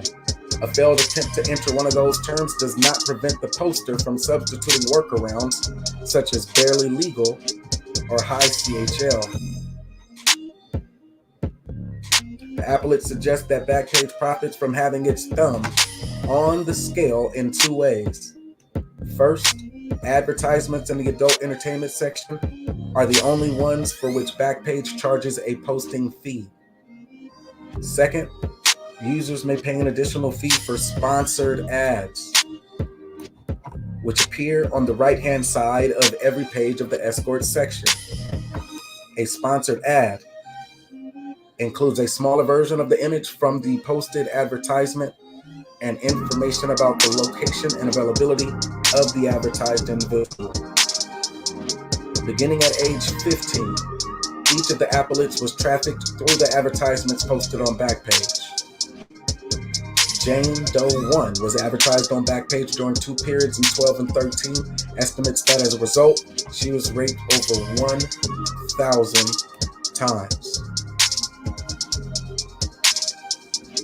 Jane Doe 2 was advertised on Backpage between 10 and 2012. She estimates that as a result, she over 900 times.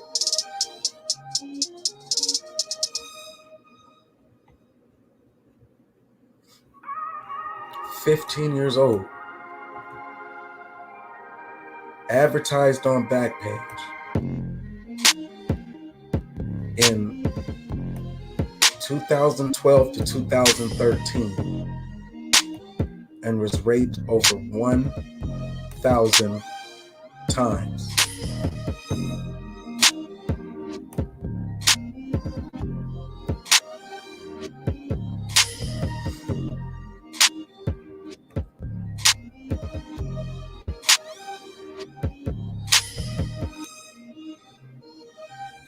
Sometimes the sex traffickers posted the advertisements directly, and sometimes they forced the victims to post the advertisements.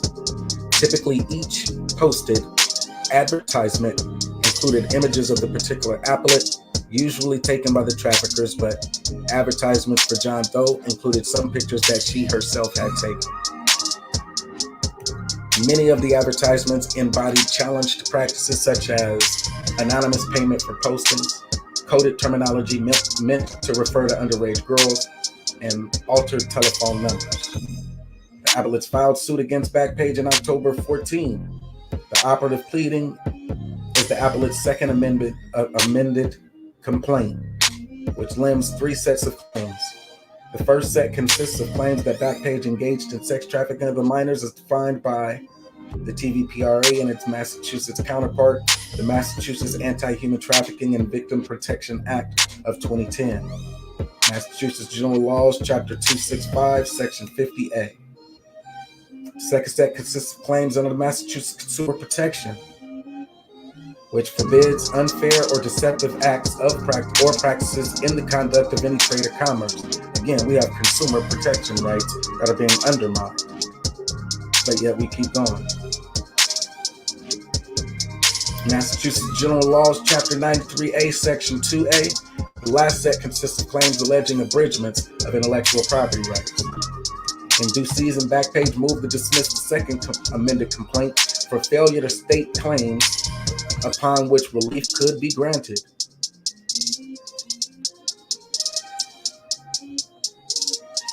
Second set consists of consumer protection statute, unfair or deceptive acts and practices at conduct of any trade. Oh yeah, they had to drop it because what would you have benefited from a fair trade of yourself if the trade itself was illegal? All right.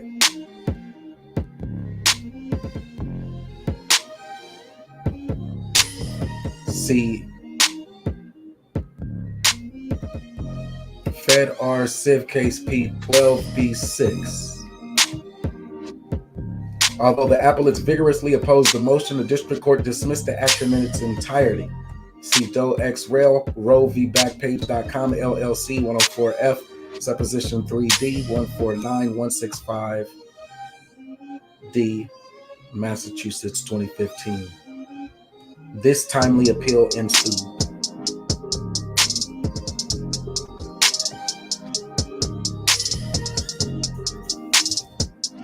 Should we keep going?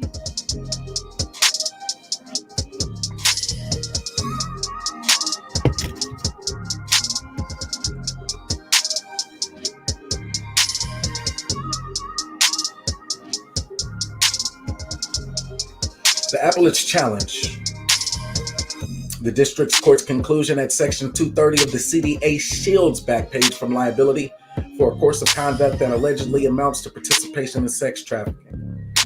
So what happened? They said, nah. And then they came back and said, nah, man, we're going to take this to another court because there is no way you should have said they were protected by Section 230. So it says, well, this is from the court. We begin our consideration of this challenge with the text of Section 230C, which provides, and this is what I read about the Good Samaritan.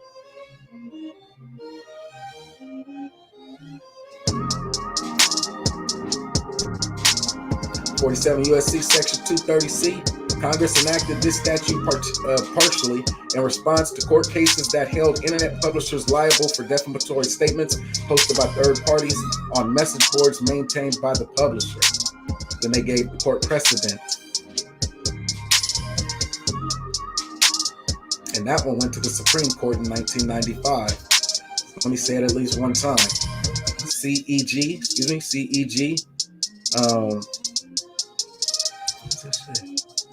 Stratton, Oakmont. I might even been on the camera in a minute. I'm struggling with this one. So I'm going to put me on the screen so I can stay focused a little bit easier. 47 U.S.C. Section 230C. Congress enacted this statute partially in response to what those internet publishers took court cases that did hold the internet publishers liable for defamatory statements posted by the third parties on their message boards. And we'll see that case where they were actually held liable. So if we want to see a victory, that would be Stratton Oakmont. It went to the New York Supreme Court May 24th, 1995. It explained that Prodigy was liable because, unlike some other website operators, it had taken steps to screen or edit content posted on its message board. Section 230C limits this sort of liability in two ways. Principally, it shields website operators from being treated as the publisher or the speaker of material posted by users of the site, which means that lawsuits seeking to hold a service provider liable for its exercise of the publisher's traditional editorial functions, such as deciding whether to publish, withdraw, postpone, or alter content, are barred. Then it gave that precedent. The Zarin versus American Online Incorporated, 129 F 3rd Docket 327 330, 4th Circuit, 1997. Relatedly, it allows website operators to engage in blocking and screening of third-party content free from liability for such good faith efforts. See 47 U.S.C. Section 230C2A, which I've already read. There's been near universal agreement that Section 230 should not be construed grudgingly. Doe versus MySpace. Universal Communication System, Inc. versus Lycos. Almeida versus Amazon, and others. This preference for broad construction recognizes that websites that display third-party content may have an infinite number of users generating an enormous amount of potentially harmful content, and holding website operators liable for that content would have an obvious chilling effect in light of the difficulty of screening posts for potential issues. Zarin, 129 F 3rd Document or 3rd Docket at 331. The obverse of this proposition is equally salient. Congress sought to encourage websites to make efforts to screen content without fear of liability because of that First Amendment right case. Such a hands-off approach is fully consistent with Congress's avowed desire to permit the continued development of the internet with minimal regulatory interference. Read that. In holding Backpage harmless here, the district court found Section 230C1 controlling. Backpage.com, 104F supplemental or supposition 3D at 15456. And that might be, anyway, Section 230C1 can be broken down into 3 component parts. It shields conduct if the defendant is a provider, which they are, is a provider. If the claim is based on information provided by another information content, which was, but Backpage is the one that was able to post the ad and kind of make sure that it got boosted. And then 3, that the claim would treat the defendant as the publisher or speaker of that information. It was like, nah, man, this wasn't just some regular online pimp that was promoting it. You took this Backpage and you made it something more profitable so it could get more likes and more clicks and more views. That was with your algorithm. And that's the same claim that I feel we have today. The appellants do not allege that Backpage fails to satisfy either of the first 2 elements. Instead, they confine themselves to the argument that their asserted causes of action do not treat Backpage as the publisher or speaker of the contents of the advertisements, though they were trafficked. It is to this argument that we now turn. The broad construction accorded to Section 230 as a whole has resulted in a capricious conception of what it means to treat a website operator as the publisher or speaker of information provided by a third party. Courts have recognized that many causes of action might be premised on the publication or speaking of what one might call information content. Orange v. Yahoo, for example. The ultimate question, though, does not depend on the form of an asserted cause of action. Rather, it depends on whether the cause of action necessarily requires that the defendant be treated as the publisher. Chicago Lawyers Communication for Civil Rights Under Law versus Craigslist, Inc. The appellates of Uphill Climb claims that they assert appear to treat Backpage as the publisher or speaker of the content of the challenged advertisements. After all, the appellates acknowledge in their complaint that the contents of all of the relevant advertisements were provided either by the traffickers or by the appellates themselves under orders from their traffickers. Since the appellates were trafficked by means of these advertisements, there would be no harm to them but for the content of the postings. The appellates nonetheless insist that their allegations do not treat Backpage as a publisher or speaker of the third-party content. They rest this hypothesis largely on the text of the civil remedy provision, which provides that victims may bring a civil suit against a perpetrator or whoever knowingly benefits financially or by receiving anything of value from participation in the venture which that person knew or should have known has engaged in the act of sex trafficking. Let me pause right there. See, this is where they bring in the same one that I'm talking about. When YouTube, let me put myself directly on the screen. Okay, I am. When YouTube accepts the AdSense and uses its algorithm to boost the content of sex traffickers, I believe they're liable. I believe that they are benefiting financially from selling the commodification of the black woman and the black girl. And when any reasonable eyes can see that it is the sexual exploitation of the young black girl, that there's no denying it, that there is no, oh no, this wasn't us. When they promote, what was it called? The young girls, I never watched, it was on like YouTube or Netflix or something. Cuties. The information like Cuties, which is the obvious sexual exploitation of those young girls. That in itself to me says liability, but they would find themselves protected by this Section 230. The makers of Cuties would try to find themselves protected under the, well, this is our freedom of expression as we are celebrating, you know, the black body or whatever it is, the efforts and the achievements of these young black women. I would still say bullshit. And when I would say bullshit is once you look at their algorithms, who did they boost this too in order to get their numbers up, right? And my argument, passport bros, incels, MGTOW, there was a specific digital character in the analytics where it comes down to, well, this person like this, or people who like this would also like that, where they have built into their algorithm a discriminating, what do you call it, formula or equation. It has to discriminate against some of those other ones in order to gear what one might like, the content that one might like, into their stream. The next video up would be something that they might like because that keeps people watching. And so with that, there's no reason for us to look beyond the fact that they are profiting or monetizing off of the same thing that the manosphere, incel, those communities that want to sexually exploit the Black women and the young children are monetizing on. It helps them grow that they might grow, which means there is a business of venture established.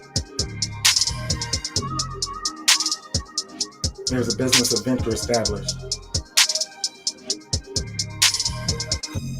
Hurts us to our soul that we could see these cases and be like, wow, what is the true ramifications? Well, it showed one 15-year-old girl, in this case, in the span of 2 years or less, 12 to 13, was raped more than 1,000 times. 1,000. And that's not the emotional appeal, because that shows the one girl. And then this happens.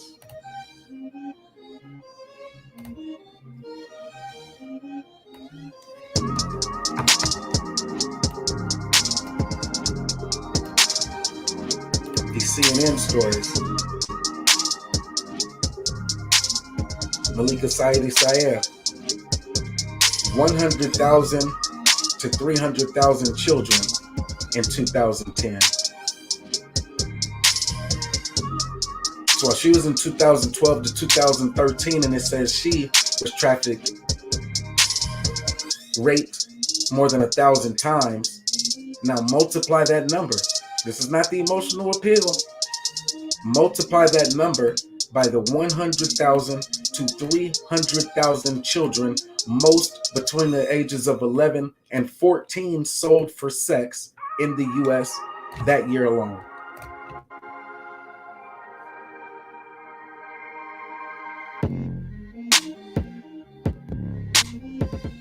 See, they scattered this information out to make us look for it when it comes to what are the actual numbers that we're dealing with.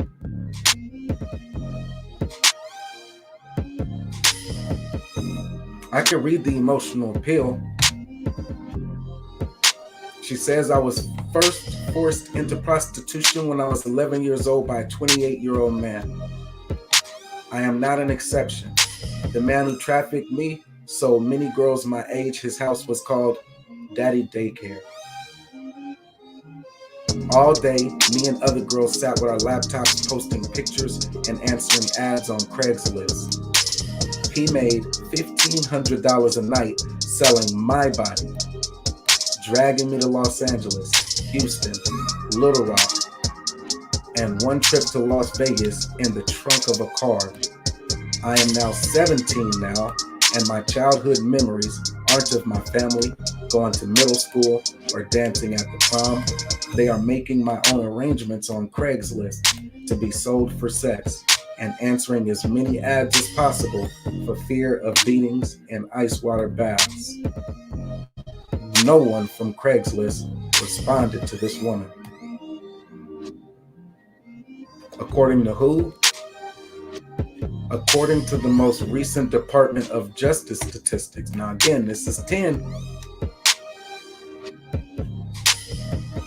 An estimated 100,000 to 300,000 children are sold for sex every year in the United States, most being from 11 to 14.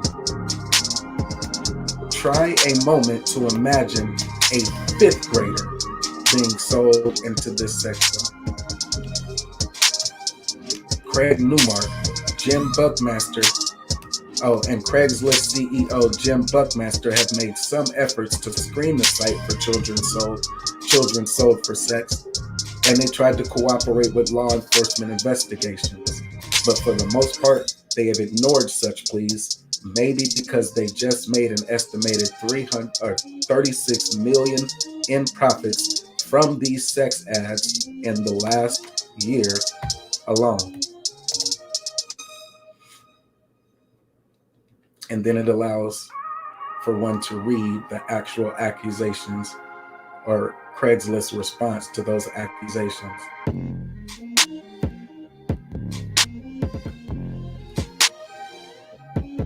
And so 100,000 to 300,000.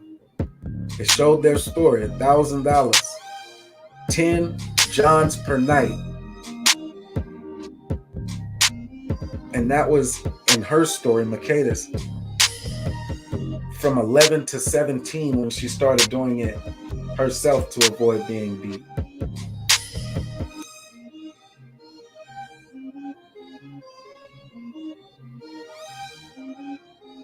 And the information came from the Department of Justice, which also gives you the same thing that she says here.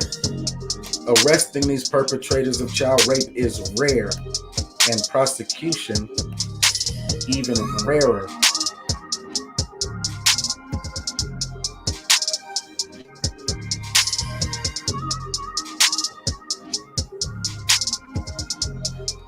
Survivor stories.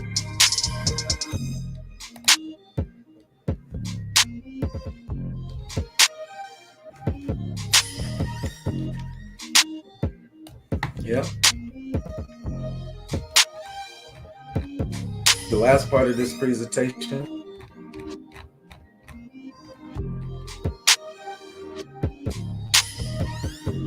three key challenges in combating the sex trafficking of, the last part of this section.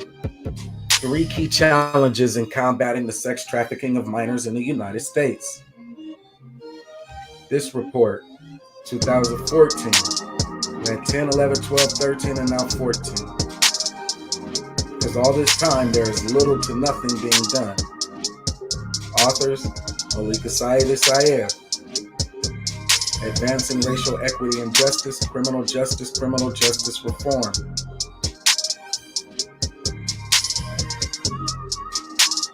The same image from the Urban Institute. Give some more survivors.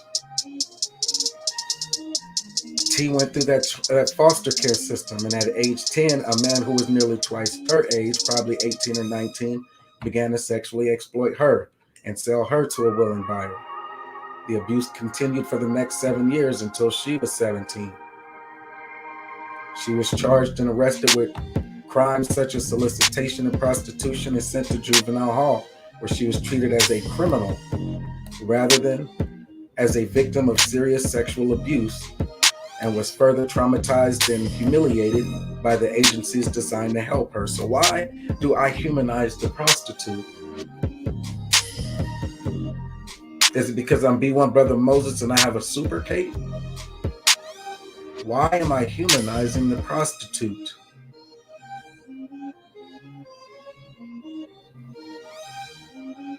It says T is not from Southeast Asia, China, or Eastern Europe, or she was born and raised right here in the United States, and she's not alone.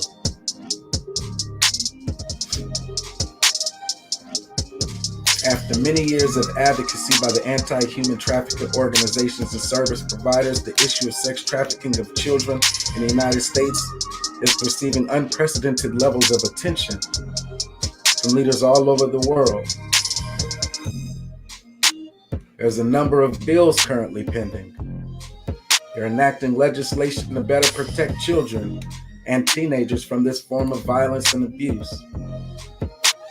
Despite the bipartisan leaders looking to address the issue, serious challenges still remain. First, they have problems with comprehensive data. Second, it's just the different ways that victims of sex trafficking are perceived in this country.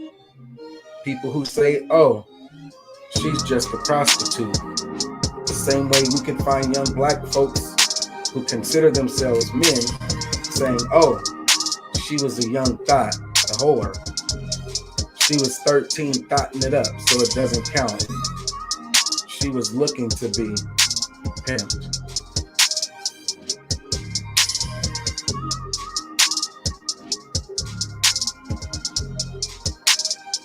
There's still a great deal of work to be done to reframe the issue as one of the abuse and exploitation of children rather than one of teenage prostitution. Third, breakdowns and failures of a number of overlapped injustice and social service systems contribute to the continued victimization of already vulnerable youth. And it creates numerous missed opportunities to identify victims of trafficking and offer them a safe way out.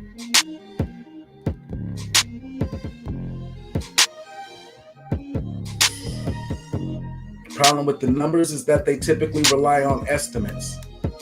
Federal Bureau of Investigation says there was 293,000 American youth that were at risk of becoming victims.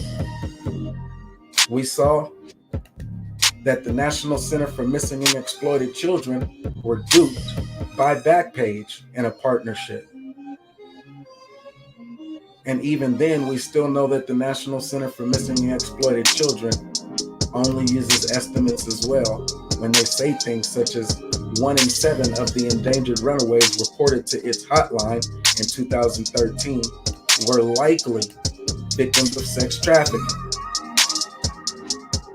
Now, of course, these figures are obvious because they are merely estimates of the scope of sex trafficking of children in our country. Many hold them to be reliable, but they are so well short of the actual count of victims. And then, as I did earlier, I read you the actual study itself by the Urban Institute that looked at those 8 major cities and saw upwards of $290 million in each city of sex marketing or sex trafficking, of a sex market, excuse me. So out of all of those hundreds of thousands, the FBI reports that it rescued more than 2,700 victims. Out of all of those hundreds of thousands, the FBI reports that it rescued 2,700 victims. And it said that was in partnership through the Innocence Lost National Initiative, a partnership between the FBI and the United States Department of Justice Child Exploitation and Obscenity Section, as well as the National Center for Missing and Exploited Children. However, this is probably a significant underrepresentation of the total universe of sex trafficked children in the United States, as these cases are far more likely to be handled locally.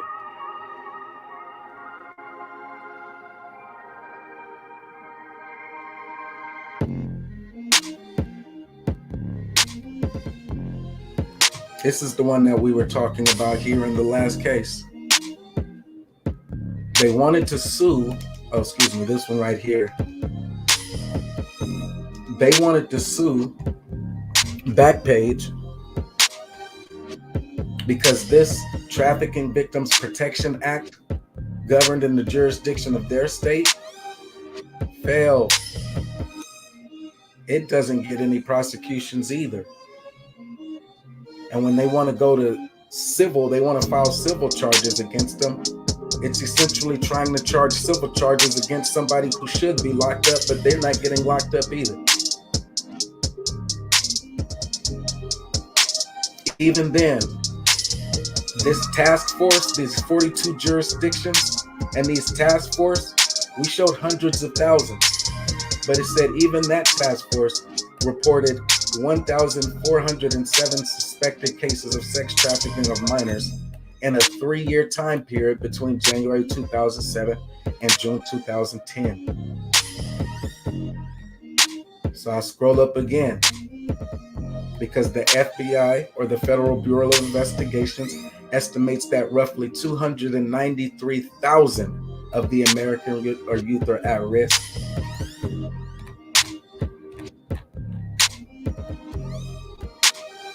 Malika, who is a survivor, and this was at that same time period, 2010, said 100,000 to 300,000 children, most 11 to 14, were sold for sex in the U.S. in that year,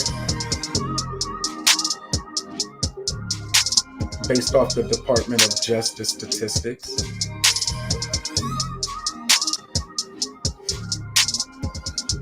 I'll close that one.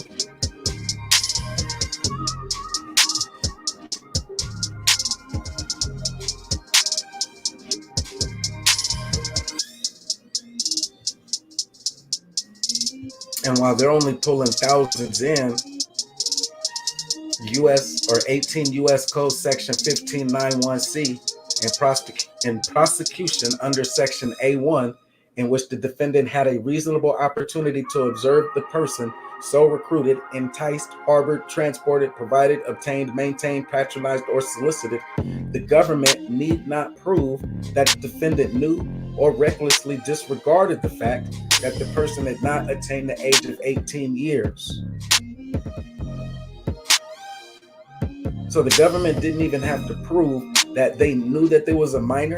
All they had to do was find out that it was a minor. And they still couldn't get a conviction. And it's hundreds of thousands of cases, and all of these survivor stories that we're reading, 10 Johns a night, 10 hours a night, hundreds of thousands of cases between 11 and 14-year-olds, 1 year, 2 years, 3 years,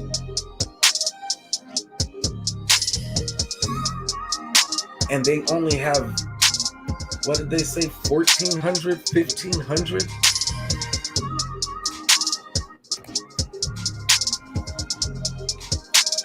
$2,700 victims rescued. 1,400 suspected cases of trafficking. A 2013 study by Tennessee found that 4 counties reported more than 100 cases. 9 counties each reported between 26 and 100 cases. There is a significant disconnect.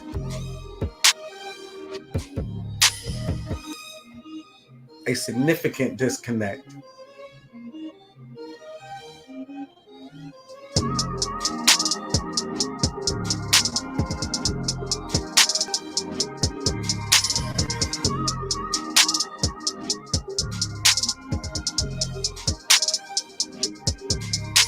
Since these laws were enacted, many jurisdictions have increasingly begun to target traffickers for prosecution. As mentioned, it successfully rescued more than 2,700 children. Investigations resulting from these operations led to the conviction of more than 1,300 traffickers who exploited children across the country.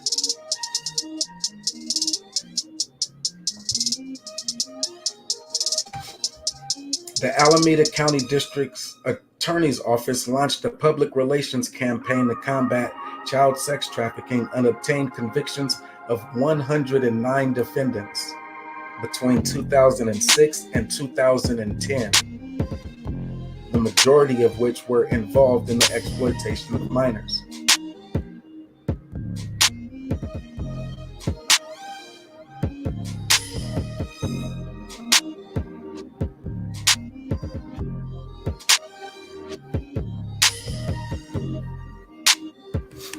This part, while the legal definitions of sex trafficking under federal law and in many states provide that any individual induced or caused to engage in commercial sexual activity who is under the age 18 years, according to federal law, is a victim of trafficking, the notion of teenage prostitution who voluntarily engages, or the notion of a teenage prostitute who voluntarily engages in this conduct is a persistent one.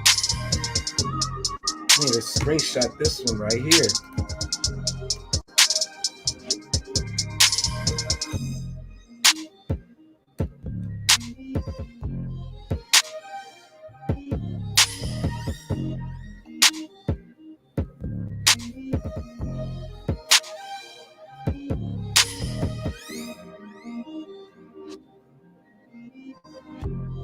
the failure to recognize these young people as victims or child victims of a serious crime means that they are often repeatedly arrested for the same prostitution, locked up in jails or juvenile detention facilities with more dangerous offenders, or released back into the community with nothing more than a criminal record. Often, where their abuser is waiting right on the other side to put them back to work.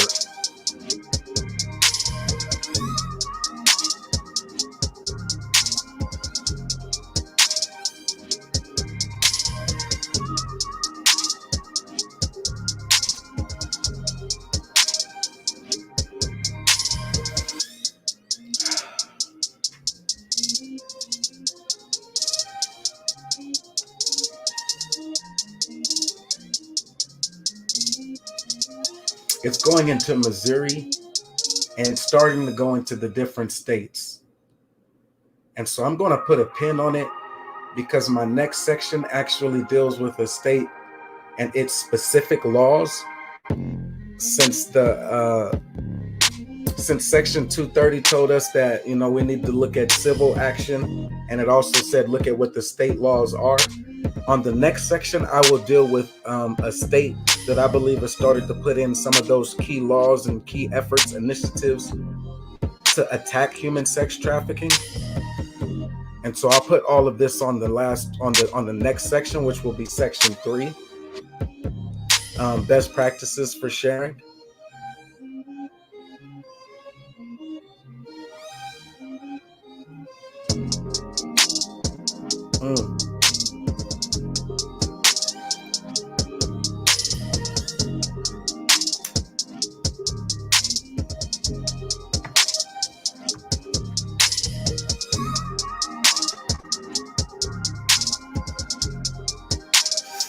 This is the resource. A review of hotline calls received by the Polaris Project, a global anti-trafficking organization that operates the National Human Trafficking Resource Center hotline, revealed that 85% of sex trafficking cases reported to the National Trafficking Hotline between 2007 and 2012 involved female victims. The Baylor University study found that 94% of the victims of child sex trafficking cases whose gender was known were female. Third, child and teenage victims of sex trafficking are often minorities. The studies of HTRS cases found that 35% of confirmed victims of sex trafficking were African American and 21% were Hispanic.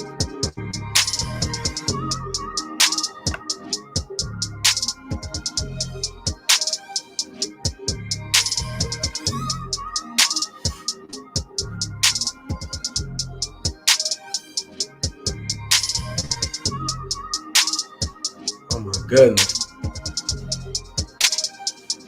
I'm gonna close that before I have nightmares.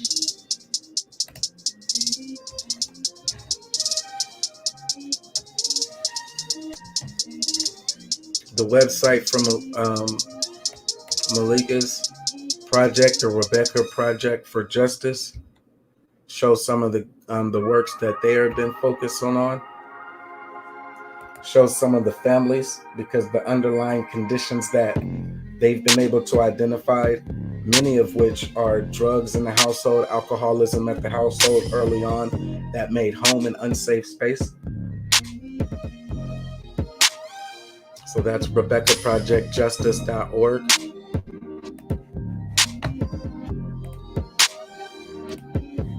Once again, The Hustle. This was from the Urban Institute, another major source. Actually conducted the study to try to examine the size and scope of the underground human sex trafficking markets.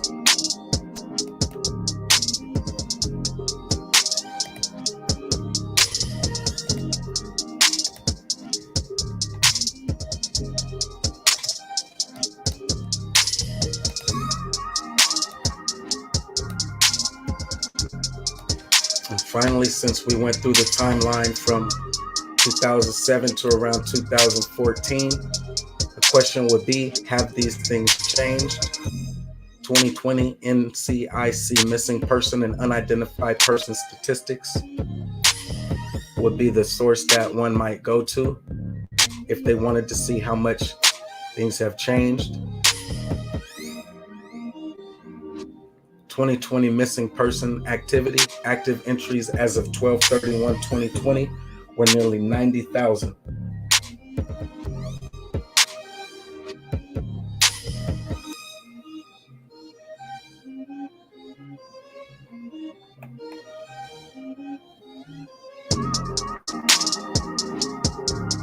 (2020 missing person entry by age, sex, race. Individuals age 0 to 17. Black female, 70,754.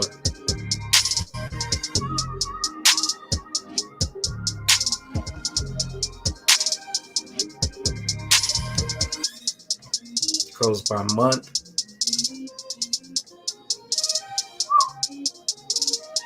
That's heavy.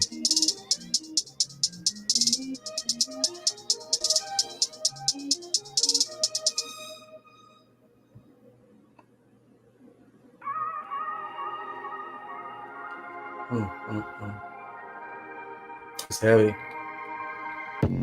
What can black men do to create a protective hedge around ours?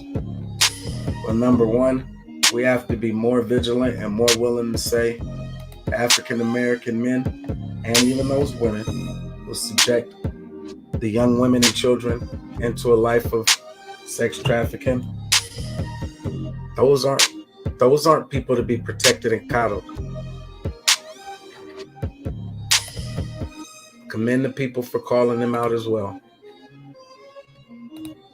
Number two, becoming more comfortable with dropping the resources in the spaces where we're at online, because we may never know who's in those spaces with us, nor what their situations might be. There are people who are in these situations now, just like there are people who know people who are in these situations. And if all they get is a quick reminder, then that's us doing what we can. Since what we've just demonstrated in Section 2 is that the government is taking very lackluster efforts to try to do anything to stop this online space from growing as a place that can target our babies, whether on TikTok, Snapchat, or even YouTube. And even when they do have the means to identify the markets, they still aren't key towards prosecuting yet. And if we can't look to our government, the Department of Justice, to be that sword, then it is going to be up to us to be that shield.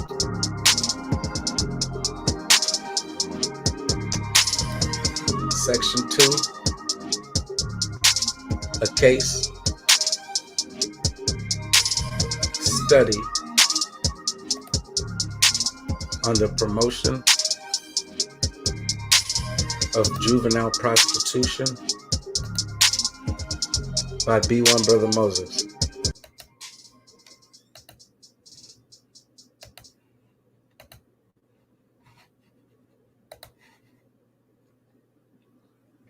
Now, since that's all that I got for you right now, I'll do a quick recap in my summary.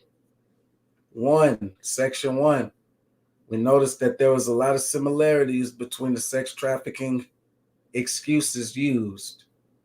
There was a big blanket statement made that if we can get the sex trafficker to admit or be guilty on one charge, then there's no reason to go after everybody else. We disagree with that premise. We also notice how long these cases can be drawn out. And because of that, that prompted us to say, well, let's look at some of these laws themselves and see what's really going on behind the books. And what we found today in Section 2 is that some of the same language from the first documents, the trafficking, the harboring, and the fraud, the getting on the stand and saying, well, that's not what happened. we can identify that those are the same things that happen in our neck of the woods. They get up there and they lie. If they're ever brought to account, they'll say, well, no, I didn't know she wasn't a woman. She wasn't forthcoming. We were all there. There was alcohol involved. They'll make every excuse under the world to lie. What else we saw is that not only there are laws on the books that should have made these open and shut cases, but there's not. There's far more incidents happening than they're ever able to account for. And while they can try to write it off and saying they're covered by the local jurisdictions, what we know is that by the time those little girls are gone, when we look at the missing persons lists and we see those tens and hundreds of thousands missing persons lists, unsolved cases where they're gone, they're gone. They don't have to prove that the local government was able to handle it. So what it comes down to is whether or not the people in your local community are concerned enough to band together and find those little girls and those little boys before they are gone. Because what we see is once they're gone, they're in that life until they're in that system. And then once they're in that system, they're in that life and all the harms that come with it. Saw some of those survivor stories. 3 in the case against Backpage. 2 more in the case where they were reporting against Eric Holder. The one from the CNN article, Michaela. Even in hers, it points out the 100 to 300,000 of young children between the age of 11 to 14, the statistic from the Department of Justice. All of these survivor stories and how many times they experienced a rape in their sex trafficking experience. Then to move into the information about how that they're not, with all of the government's partnerships, that they're not able to crack down on the back pages effectively. They're not able to crack down on the Craigslists. Because they were slow to crack down on them, they're definitely not in a space to move faster against cracking down on those registered or the unregistered PFAL, that are currently lurking in TikTok and Snapchat, where our children are the most vulnerable and where they are.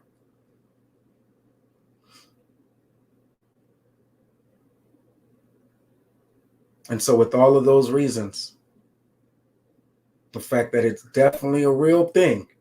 Sex trafficking is happening from the highest white collar levels all the way to where we see in our own neighborhoods. And there is no major push from the law to actually change that. In fact, as it moves into the online space, there's more protections for the offenders. And once we look at those numbers and understand that scope that was presented in Section 1 and Section 2, as well as 18 U.S. Code Section 1591, which says it didn't matter if they didn't know she was 18 or not. I'm hoping that we can move into Section 3 with the understanding that the best practices towards prosecution are what we need to take away and what we need to start being more adamant about. There is work that we can do. There is work that we should learn to expect from those who are in local politics and the representatives of the state. There's more that we can do as Black men to hold the technology that our children use and the makers of said technology accountable.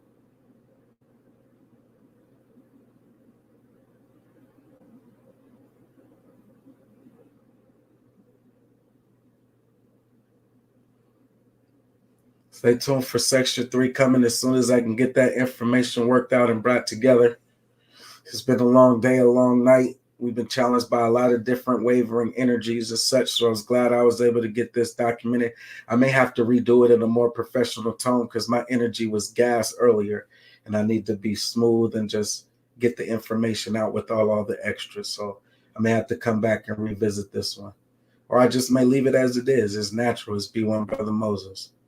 But in any event, They like it when I say be sure to like and subscribe. So be sure to like and subscribe. I am B1 Brother Moses.